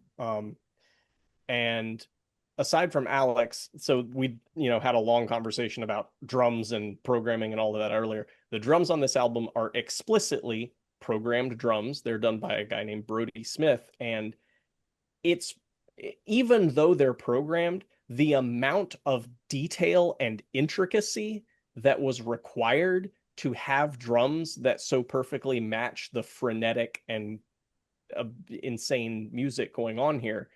What a task. Like, I don't even care that it wasn't performed by a human sitting behind a drum kit. You can forgive that given the complexity of everything else going on here, and it's just amazingly done. All of the tracks have this incredible interplay between keys and guitar, like I hit on. A lot of the tracks have a hook going along with like the melodic and bright quality of the major key metal. Dover Hendrix has a little spot where everything drops out and the guitar's like and then it goes back again and then everything drops out and it's like, okay, you're building an earworm into the song. Then there are some chorus parts like the "Take Me With You" that's going to stick in your head. Metal can do that. Metal can be hooky, and it's not even like it drops pop into the metal. Like, it doesn't stop being metal and it just puts a catchy thing in the metal. That's great. There's a really cool part about 5 minutes in Dover Hendrix where there are blast beats over a clean part with like clean, sparkly guitars and keys happening. I love when bands do that, when like the drumming remains aggressive even when the heaviness drops out. And then the guitar solos that come in around 6:30 just shred. Unbelievable stuff. There's guest piano at the end of that track that sounds really great. Pollen for the Bees is 13 minutes and is just beautiful the whole way through. There's some bombasticness that Chris Beernink would be proud of around 8:20, where it's probably synth, but it has like a horn quality, could be programmed MIDI horns, not sure, or saxophones or something like that, that just amplifies all of everything else that's going on there. Tracks 4 and 5, they feel to me a little dated, not necessarily in a bad way, but they're a little bit simpler in terms of composition, and those might be some of the older pieces that got brought forward to flesh this album out. I still think they're good. Dream That Wants Me Dead almost veers a little bit death doom. It's not very high tempo and therefore stands out against the other very high tempo stuff on not just this album but the rest of Alex's oeuvre. And Magenta starts off a little calmer and then ramps up. Alex does a sort of guttural vocal delivery here that's not found in a lot of the rest of the album. And then later on in that song, the guitars do some very high-end melodic riffing that stands out. The climax of Magenta is maybe not the best moment on the album because there's so many good moments, but it's way up there, and it contrasts with the ending of the then 16-minute closing track, Keys to the Palace, that is really, really good, but it doesn't have quite as climactic and satisfying a resolution. And I almost wonder if there's like an alternate track list where Magenta closes this album and maybe it's a tiny bit better. That's really nitpicky, but that I do think about album sequencing and stuff like that. It's hard to argue with putting the longest song last, but I kind of wish the powerful ending of Magenta was at the end of the album somehow. So I don't know. Again, this is a quibble because the album is amazing. I think Alex is really pushing for his clean vocal delivery, and there are moments where it's not the strongest, but I think toward the end of the album it even gets better. And on Magenta especially, like some of his most powerful stuff is in that song. And this is this genre, whatever it is, this progressive extreme melodeath, there are no peers. Like, there's clearly Devin Townsend influence, and I know Jeff will love to dive into that. I remember a band called Into Eternity that was around in like the mid 2000s. Some of that is a little bit like here. In Mourning is another modern progressive melodic death metal band that has some of that. But the way that Alex is playing at breakneck speed loading every song richly with layered and complementary melodies. Nobody else is doing this. Nobody else is making stuff that sounds like this.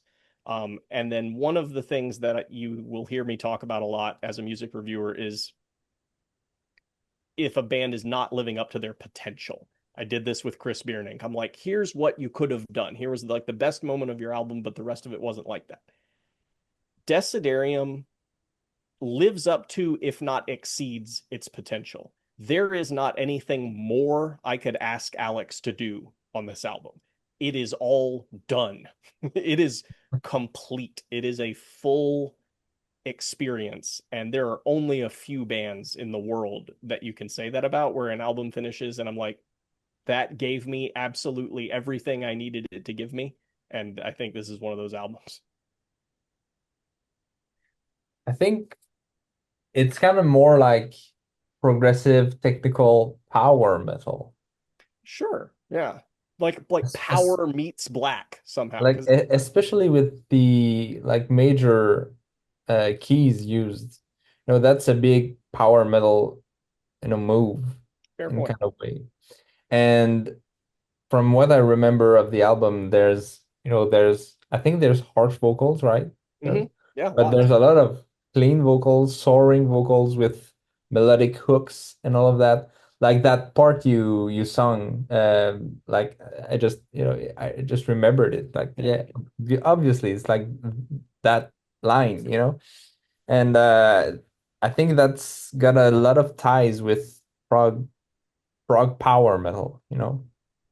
And obviously, like Alex, an insane musician, right? It's just like, and he's in other insane bands like Archaic, Atheist. There's also Nulling Roots, which is more like prog. I think it's more sludgy. I don't remember. And he's in other really crazy bands. Like the guy's insane. But I think, I think, I think. Wait. I think this is an album that I love or that I like more in theory than in practice. Mm. Like theoretically, if you ask me, like, what's the perfect prog metal album, maybe I'm gonna describe something that is exactly this. And yet, when I listen to it, I don't hate it. I love it. I'm just not, I don't know, I'm just not hooked. I'm just not Mm. that much into it. I'm like, yeah, that's great. That's just like noodly bits and Wrong. everything going all at once. And I know I'm wrong. You probably listen to this, I mean, you get up early for work. Maybe you listen to it at like 2 p.m. You probably listen to Chris's album at something like 9 a.m. Oh, That's okay. It's all right. Can you put your finger on what it needs? no. Does it need jazz? Because I wouldn't say there's any jazz on this album.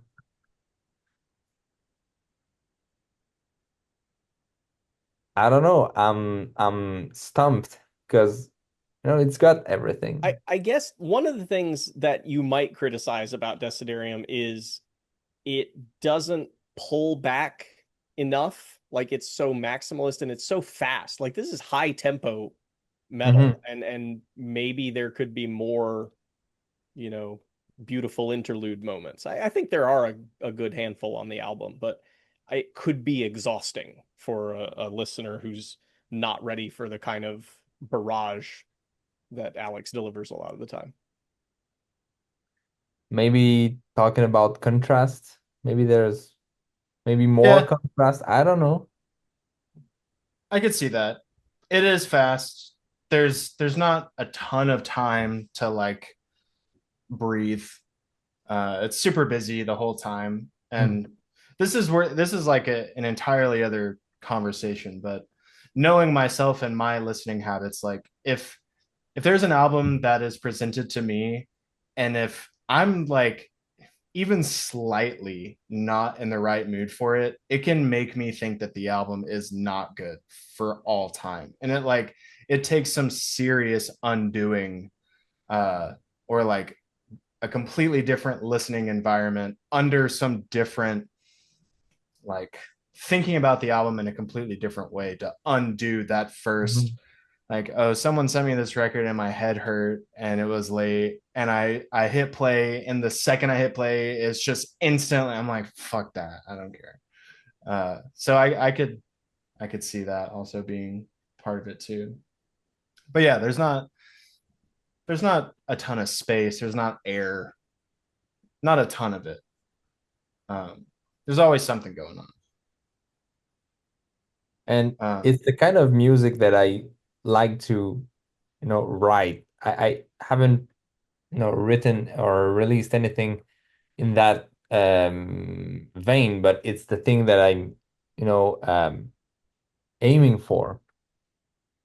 And like I said, I really like that album. It's a great album. I'm just not, it's not my pick, and that's good. But I don't think it would make my top 10 of the year. Wow. But it's a great album. I'm gonna give you that. And I liked it. That's what's weird with that. Yeah. I like it, and I want it to exist, and I want more of that. I don't know.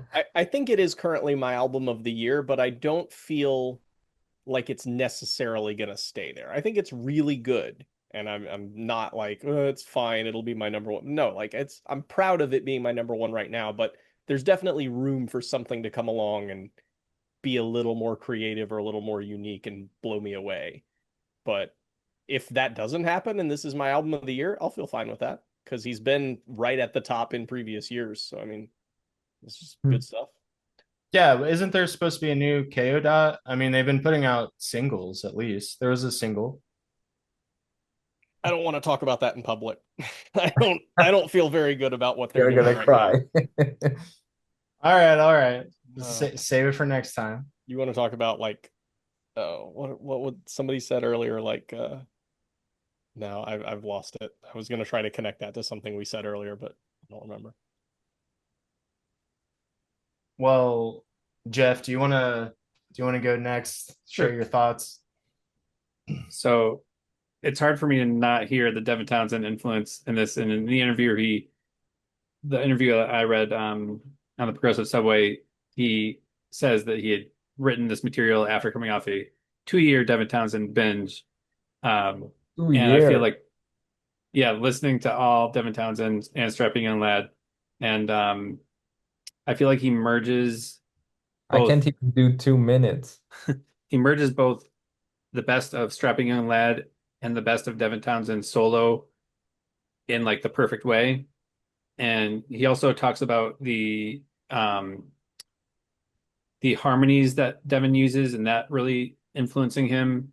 And I feel like a lot of the keys and the harmonies and like tunings that Devin Townsend used, he kind of Alex kind of borrowed for this album. Um, and I feel it like works really well. It's like Devin Townsend, but different and original. Um, I enjoyed like every minute of it, especially the title track at the end. That sounds really very Devin Townsend, um, specifically Devin Townsend solo stuff, and just the guitar tone. It matches so closely with what I associate with like Devin Townsend's like style and guitar tone, and I thoroughly enjoyed it. I think I always want Devin Townsend to sound more like this. And then when I go Yeah, and actually listen to him, I'm like, yeah, I see like there's the melodic stuff and the harmony and all of that. But yeah, I like, feel like Devin Townsend has moments like this yeah, album would mix with a bunch of other stuff that doesn't always work. right. There's not really many Devin Townsend albums that are like solid all the way through like this album. There are a couple, but typically Devin Townsend's more varied and there's just moments of like eh, and then there's moments like, oh, I like this, more of this, but then he goes somewhere else and it's like, okay, but I like that. I don't really like this as much. Whereas um Alex kind of nailed kind of that perfect Devin Townsend-ness all the way through without going into like the weird. He took the most extreme melodic heavy Devin Townsend and said, let's build the whole plane out of that. Yep, exactly. So I unfortunately have a good bit to say. Sorry. I don't know really any of Devin Townsend's music, but it's been mentioned so many times. I mean, I really need to go ahead and listen. I did recently, if you listen to the last podcast episode, I did do some prog homework. I listened to some Genesis. I listened to I think I revisited the Dream Theater record that Jeff recommended me, and I can't remember off the top of my head what Dave recommended to me. I'm sorry. I don't remember either. I did some prog homework. Matt, you recommended the T Club, right? Oh, I might have. Matt, well, that also. I listened to that also. But I listened to Selling England by the Pound. Love it. Which was great. Yep. Amazing. The T Club. Yeah, that's math rock, and it's secretly math. Maybe that's what Dave. I remember we were talking about Yes right at the end of the last episode. Matt, I think you recommended more than one, maybe. Yeah. But okay, but regardless, I have a lot of connections to make here. Hot take: this is progressive music. This pushes metal music forward in a way that I didn't expect. I think that pedantically, you should call this progressive music because in my mind, from a handful of records that I've heard in the last like 5 years or so, this record, Keys to the Palace, makes perfect sense and is an evolution of some of the musical trends that I've heard more so, not just in the last 5 years, but some of the records that I thought of, maybe chronologically. So you could and you should argue that like Maudlin of the Well and by extension KO Dot, they have played a huge part in getting the ball rolling here for carving out this space in metal music. Same with Death Heaven, Sunbather, the success, like commercial success of Sunbather, in my opinion, it helped to undo some of the cringeworthy damage that was caused by like elitism that goes on in black metal, whatever. And Sunbather especially like inspired a bunch of younger people to, it proved to them I can write my sad little thing and I can still be mad. Like I don't have to praise the devil or whatever. I can like all this music and compartmentalize that and draw inspiration from that, but I don't have to be like a scary guy. I can still like American football, and that's I can be fine. Sacred Son. You can be what? Sacred Son. Sure, you can be Secret Son. I don't know Secret Son. No, the guy with the trip photo as a album cover. Sacred Son. You don't know that story? No, I don't know this. Just look it up. Sacred Son. Sacred Son? Yeah. All right. I'll see if I can. It's a whole thing. Well, send People- it. Send it in the people chat. were mad. I remember this now. Yeah, Okay. people were so mad about that album art. It sucks. I mean, it does, but like, you gotta respect it. And have you seen the new one? Where he's on a bench. No, not the new Sacred Son, the new outrage about, I don't know. Oh, Oh my God, what is it called? I'm So not is gonna it find Sacred it. Son, like son as in the child of a father? Yeah. So what's the out? Okay, Grief Commodity. This looks like it's like SoundCloud rap. Right? And then the I mean, self-titled where he's just like, yeah. That's fine. That's fine. Where is he? Like he's in Hawaii, I guess. Who knows? That's Yeah, fine. and I don't know. It's kind of funny. She was like, I like that photo. I'm just using it at my Sure, my album art. sure. And people were so mad about that. Yeah, And the everyone's new one At least it's is not AI. yeah, the new yeah. one is Drogvale. It Is Drogvale. It's like that Paint Me Like One of Your French Girls one. yeah. If you've seen Um,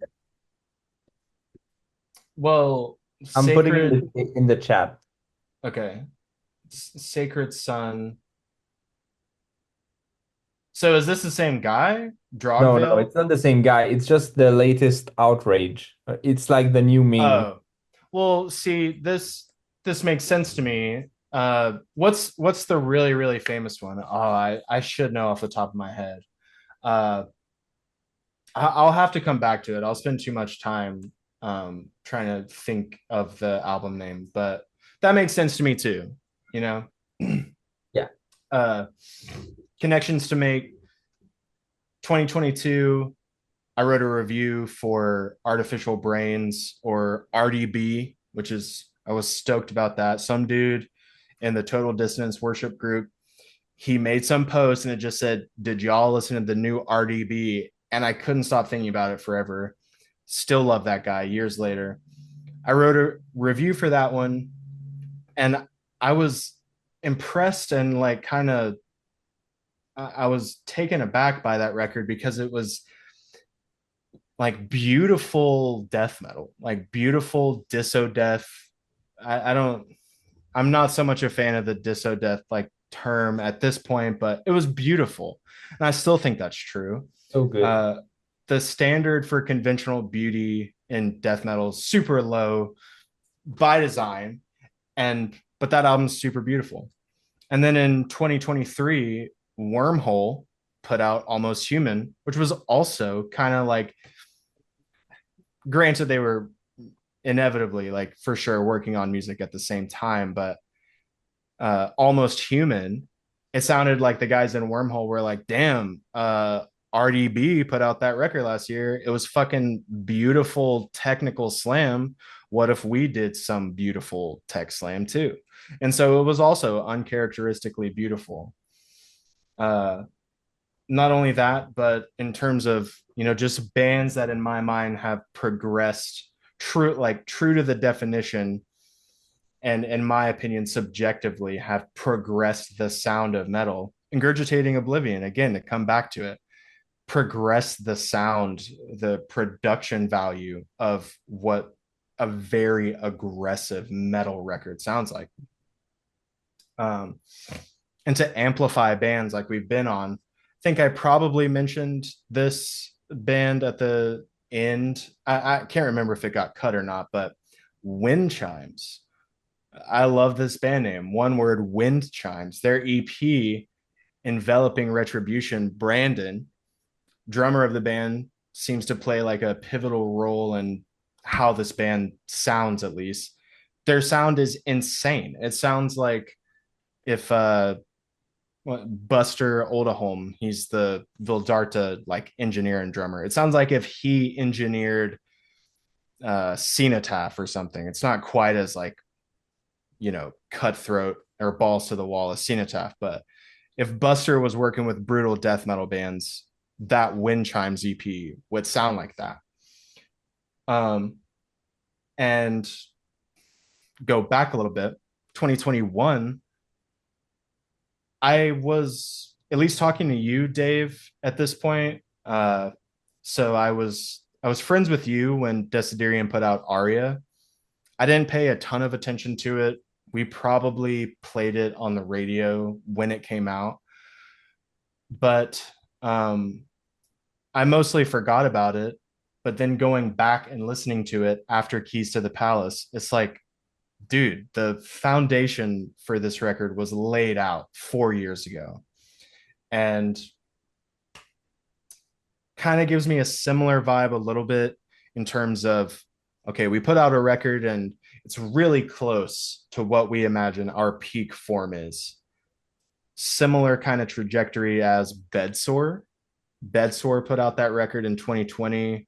Hypnagogic Hallucinations. Thought it was fine. Then they released Dreaming the Strive for Love in 2024. And it was like, okay, that's the album that y'all wanted to put out 4 years ago for sure. And for whatever reason, it just, those ideas weren't like brewing in the head yet, but they came to that conclusion. And the same's true, in my opinion, for Blood Incantation. They've wanted to put out Absolute Elsewhere probably since the beginning of that band.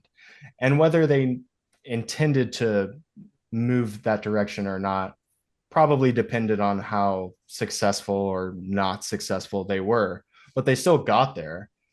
And it feels like, okay, now y'all are yourselves. It's like you've dropped the shroud, like you're yourself now. This is the truth. Yeah, and I would even say that like Fire Tools is kind of a worthy comparison of like, okay, here's what I know I like. Here's this completely clashing element that I also super like, and I'm gonna do everything that I can to put these in a blender and make it work. I think everyone has described Keys to the Palace with a different like random subgenre name, but it's like, let me see what I wrote here. Happy technical death metal with power metal and progressive influences. I really don't think that that exists in the same way that it exists with this record. And it's fucking awesome. Like, it would be so hard. I could see running into like feeling as if you painted yourself into a corner with every single song, but he somehow gets out of the corner every single time. I don't know how, but it's awesome. And I agree. I don't think that there are any peers for this record. And for that reason, I think this is actually prog right here. It's actually progressive. Can't think of a band that sounds like it. I can think of a lot of bands or albums that were necessary potentially to, crawl so that this record could run. But in the current arena of, similar bands, nothing sounds like that. And it's awesome. It's so cool. Big success. That's my take. It's great. Yeah. So, Bish, I just wanted to mention I found the recommendations I gave to you for Prague. So I've got an old one. It was, yes, Tales from Topographic Oceans. Did you get through it? No, I left you in the dust, dude. I left you out to starve in the dust. I'm so sorry. And the second one was for a modern prog. I said go listen to Lifting Line Theory. Yeah. Yeah. And I said, I privately messaged you and I said, hey, this is like maybe my favorite record of the year so far, but I am gonna write a scathing review to seem cool for the podcast. So please don't reveal my true feelings in front of the guys, because I don't want anyone to think a particular thing about me. So exactly. No, yeah. actually, I recommended like Bubble Math, Turf Ascension. Brilliant album. So you need to do your homework, Bish. You're right. I know. I'm sure I have it in a playlist. I listened to most of is it the Tea Party? Tea Club. The Tea Club, forgive me. I listened to half of that and then it got like busy at work. But I do remember thinking, yeah, of course this is good because it's just a math rock band. But they're like, no, we're prog. It's math rock. There's some overlap. I could see that. Yeah. It's math rock with longer songs, I guess. Which again is always like when you tell me to listen to math rock, I'm like, it doesn't sound enough like the Tea Club, but the Tea Club sounds like the Tea Club. So sure. I can see that. But yeah, those are all my thoughts. Crazy good. Happy technical death metal. I ain't heard something like that. It's good as shit.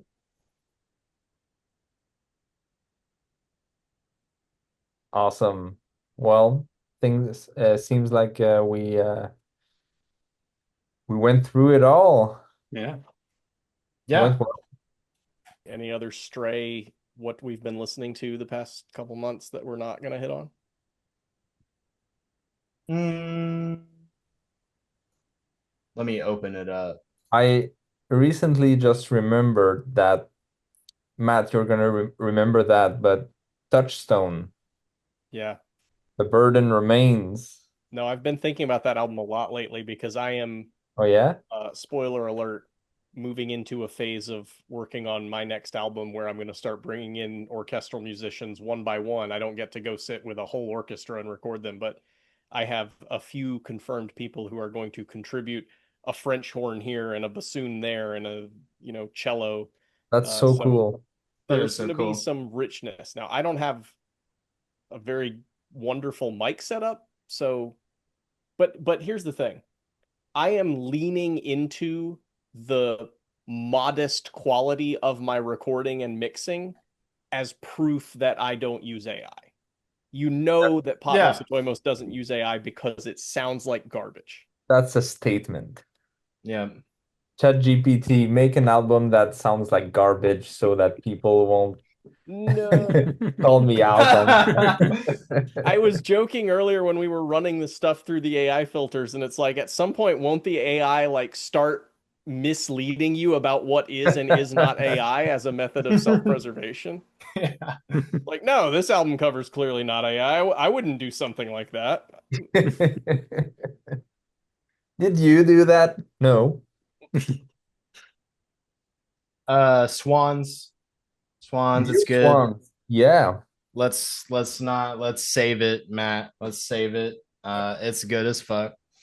Weeping Sores put out a record, also good as crap. Disgusting. I haven't listened to the new Lord Snow, but you sent it, and I wasn't aware that it was coming out, and I'm excited to listen to it. What else? I see that there's a Malthusian single. Okay. I liked that EP that the Armed put out. Maybe that's like I don't know, the little appetizer for a full record. I'm sure it's going to be good and they're going to be really sexy, like always. Bio Noise Generator, Insane. insane. For Your Health put out a record. I guess we're not talking about it, but there's new KO dot. I don't know what. I'm not sure what's so wrong with it, but We'll talk about it when the full album comes out. Yeah. There's a new Pile record coming out. Pile is one of my favorite bands of all time. The singles have been good. I think that might be all I've got at the moment. Yeah. Yeah. There's been a new album by Neil Morse, the Cosmic Cathedral, which was pretty good. What did you think about it, Jeff? I don't think I've heard that yet. Or not a true believer. I heard the one he released last year, but I didn't realize he had released something This in is a this year. different project. Yeah. Yeah, it's a new one. Ah. New project. I didn't Yeah, have this high one, hopes, but it's I completely missed this one somehow. I haven't been listening to that much besides what we've been listening to for our podcast, so I'm kind of yeah. behind. Matt, any thoughts on it? I did not listen to it. I listened to like a single and was like, yeah, it's another Neil Morse project, but it didn't strike me as it struck me as one of his like B level projects as opposed to something that's going to give me the 25-minute prog song with the huge payoff that I want. So I'm like, yeah, it's fine. Get that out of your system. No, Is it does pay off. Does it really? All right, I'm gonna have to check It it out. does. There's also Changeling. This Changeling album was OG insane. Changeling? Yeah, That's interesting. Okay. They have the album with this will sound so stupid. The album with the hair. Is that right? The hair? Yeah, hang on. My keyboard's so loud. Okay, one. Yeah.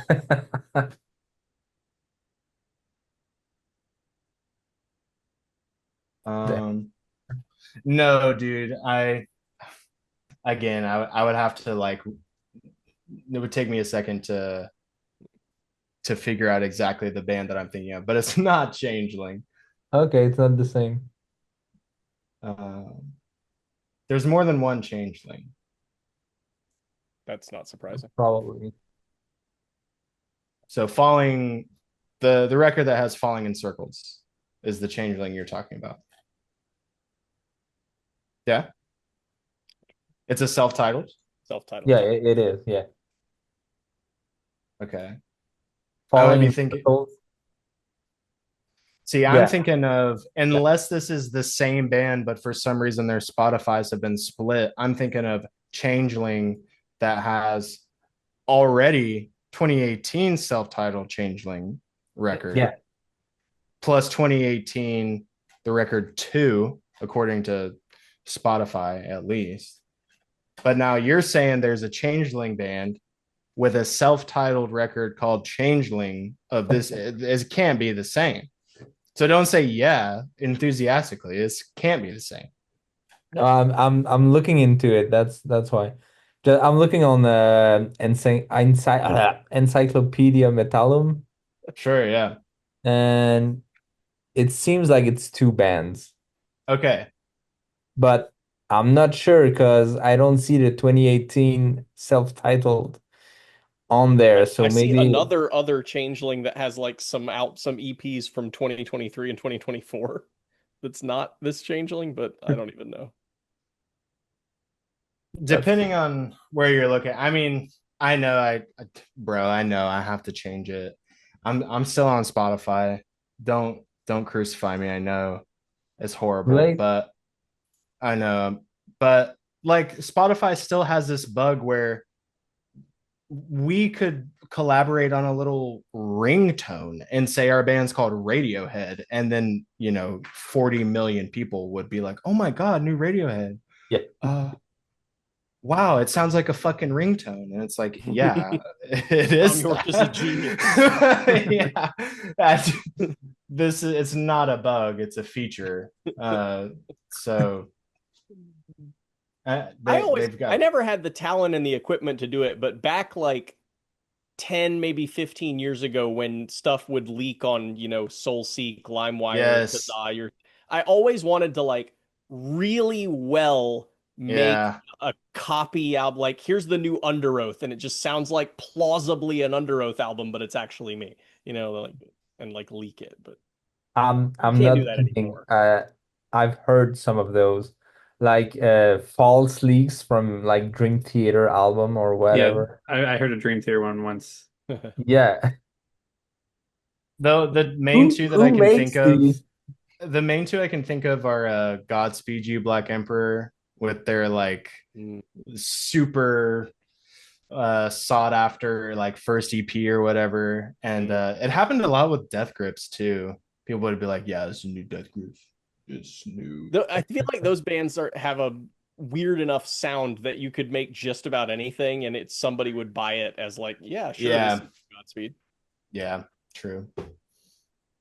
Um, New Wormhole record, bro. I leaked it. It's just me. The band comes out, they're like, uh, it's not us. I don't know why. What is the point of this lie? It's completely pointless. New Chris Beernink record. Yeah, just what would be the ultimate funny version of that is if the band found your fake leak of their record and was just like, yeah, all right, and then they learned all the songs and toured and played them. Yeah, Yeah, no this is our problem. stuff now. But they steal it from you and like Right. But you said Yeah, it was them, so it's like, we'll just take it then. let's do that for real. Let's create like let's become a well-renowned What would band we be? and let's wait for someone to false leak our I next didn't. album. I didn't expect this to come up so organically, but I actually have been planning to release my own leak of your Lord of the Rings Melopoeia. microtonal Melopoeia, That's awesome. microtonal black metal. I've already gotten 2 records written, and it's just to spite you and make you mad. That's And fantastic. the It's probably gonna lyrics, come out before we actually finish our album. it's already out. Yeah, I've already been posting about it in r/LOTR. It's in Elvin or whatever. I remember the album that was a fake leak for Dream Theater's Train of Thought. It was the band Superior with their album Unique, spelled Younique. And I just remember listening to that album as like, this isn't Dream Theater. And then I like looked up, like I somehow found the name of the band, and it was like, okay, they're kind of prog metal, but they're not Dream Theater. Okay, so do you think it's the band that did that, or like some guy that was like, these guys sound like credibly like Dream Theater. I'm just gonna There's call. no way it's the band. I don't think it was That the would be band. crazy. I mean, that's a good A good that's a marketing good technique. promotional tool, right? Yeah. That's true. That's true. Hey, people believed we were Dream Theater. It's the worst. Like, yo, you guys might know us. If you were stoked for Dream Theater, we lied. So if you're fine with that, and So you come to also, our show. if you forgave us, then here we go. This is the drummer. Come see us on Prague. What's it? Prague Frogs. 70,000 Prague cruise. What's it called? The like Oh, cruise ship Cruise to the Prague Edge. thing. is it Cruise to Cruise the to Edge? the Edge. I think that's that. Yeah. Frog power. Come see us on Cruise to the Edge. Get No thrown one knows what overboard. that is. Thrown overboard. Oh, getting back to stuff that we've been listening to. I had a couple. I don't know where they went now. Abyssal Vacuum is I troll for underground metal and I don't end up liking a lot of it. As much as I love metal, a lot of it just bounces right off me. But the Abyssal Vacuum self-titled is pretty good. I Yeah. don't mind the new Fallujah. It's fine. I'm probably not going to revisit it a ton, but it's pretty good. And then a random thing I found that actually came out back in January, which fits for this being the Q1 episode, is Draining Love Story in the Eyes of Symphony by Symphony, which is an alternate ego of Sewer Slut, which is this really good jungle EDM industrial mixture of electronic stuff. And like, I have a complicated appreciation for electronic music because I do like a lot of it, but I like albums, and electronic music is all singles and remixes and mixed tapes and all this other stuff that makes it kind of hard to engage with in a way that I like. But this album is just a legit album of nice long songs with dynamics and complex composition, and I enjoyed it a lot. Crazy that you mentioned Fallujah, because I have not thought of this band since I was maybe in 7th grade, but I did mention them earlier with the one-word band name Right. metal bands. And I think they're a little better than the peers that you lumped them in with there. Like they have a couple pretty decent albums. Again, it comes back to, did you listen to it 9 a.m. coffee's hitting, or did you listen to it 2 p.m. I'm hungry? Like it kind of depends on what time of the day. The, they do kind of do one thing. They kind of do Yeah. really fast tech death with soaring ambient leads, and Yeah. that's it. But it's like it's good. They're really good live. I saw them with the Warforged and Rivers of Nile tour a year ago or so, and they're impressive. River's a pile of crap, is all I'm saying. The new Rivers of Nile album it's getting a lot of praise, but it's not good. Dave with the Arcspire shirt, he probably pledged $750 to their $400,000 budget for that new record. Which one? Arspire? Yeah, okay, I know we're like way over time here, but have you seen all the controversy? They did the like GoFundMe for their record, and they were like, they needed some budget that was critiqued by a bunch of people because they felt like it was too high or like the budget wasn't being allocated in a way that was like honest to how much it costs to record a record. Dean, the I guitarist, actually had to make a video that was like in response to the criticism of their GoFundMe. Uh, it's I kind of have weird. no idea. I actually like follow the Dean's channel on YouTube, and Yeah, I me saw too. that video, and I'm like, I don't care. I'm not clicking on that. Yeah. So I have no idea what the like The anger is only about. the only reason I know about it is because I follow a different guy. Uh, he's the guitarist of a band called Ripped to Shreds, and Oh, hell yeah. he made. I, y'all have probably listened to Ripped to Shreds, but he made his own little video that was in criticism of the budget. And then right after I watched that, I saw Dean's video where he was like, "No, it's a real budget, and we're not lying. It's like no one's getting scammed or anything." But I don't know. It's bullshit. Internet banned topics. Well, how close are we to the time to fundraising? Oh, they got their funding in probably like 30 minutes. No, no, I mean the controversy of the oh man, what's that called? What's the name that band called? Like the Time guys, Time 2. Matt, help me out. Which Time band? which thing is The this? you know it oh man, it's getting late. Winter Sun. Oh, right, them. Yari Manpa. Yeah, Winter Sun, the Time 2 fundraiser is like I'm building a sauna. I don't know. Guys, we need 300,000 USD. The song's going to be awesome. Yeah, how If much y'all is will that? just get us to 300,000 US dollars, we're going to have merch of, clock, a little clock. We'd Yeah. have deodorant. You could get a little Winter Sun router. I don't know. It's just anything you want. Like, really, anything you want. Rubik's So Cube. We kind of have to get a deal with them, but I would buy a band Rubik's Cube. That'd be so sweet. yeah. Winter Sun got over $500,000.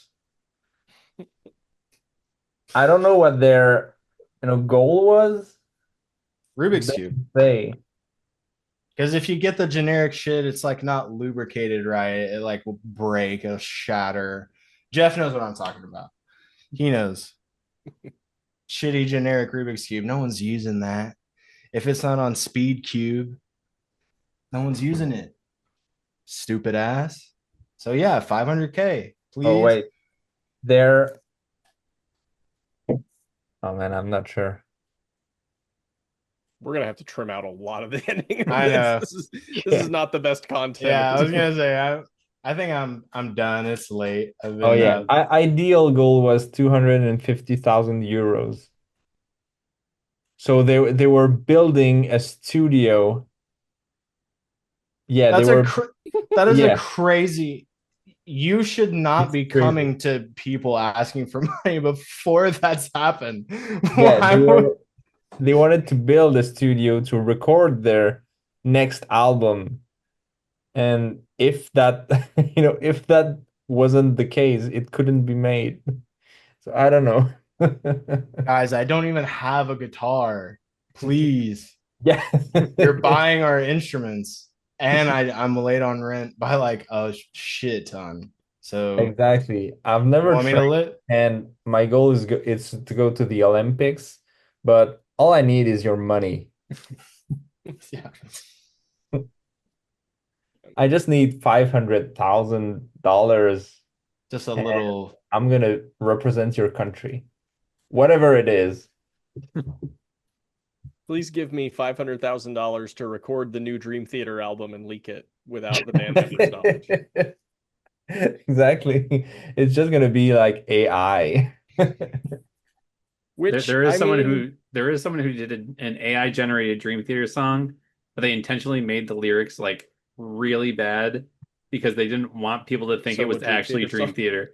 But like, Well, that's not a good way to yeah, fool your audience. Gonna make it more believable. Want to hear?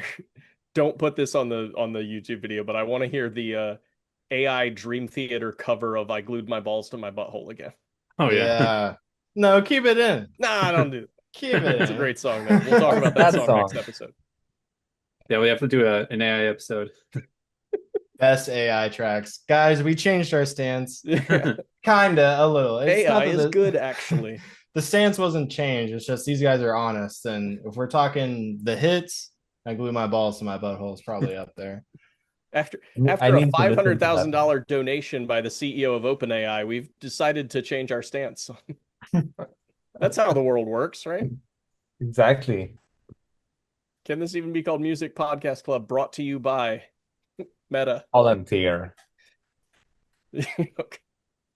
I'm dropping the AI Dream Theater song into chat. Listen to it at your own discretion. It's it's a tough Oh, listen. well. Oh, boy. Oh my God. What's that art? All right. Amazing. Okay. Are we doing a outro or? We probably should. Jeff, wrap us Yeah. up. You brought us in. So. This has been Can This Even Be Called Music Club, covering Q1 2025. Next up will be Q2 2025, and we also have some bonus episodes that I'll get done when I get them edited. But good time listening to music. Hit like and subscribe. Like and subscribe. See you next time. We don't have a Patreon. We don't have Nebula. We don't have any of that crap. Nothing on We don't Brilliant. have ads on our website. That's how outdated we are. So No ads. We just got jobs. No Yeah. ad. Yeah. We got jobs. But please send work us like real $500,000. man. All right. I think Bye. that's enough. All right. Bye. Bye, Later, guys. dudes. Thanks. Have a good one.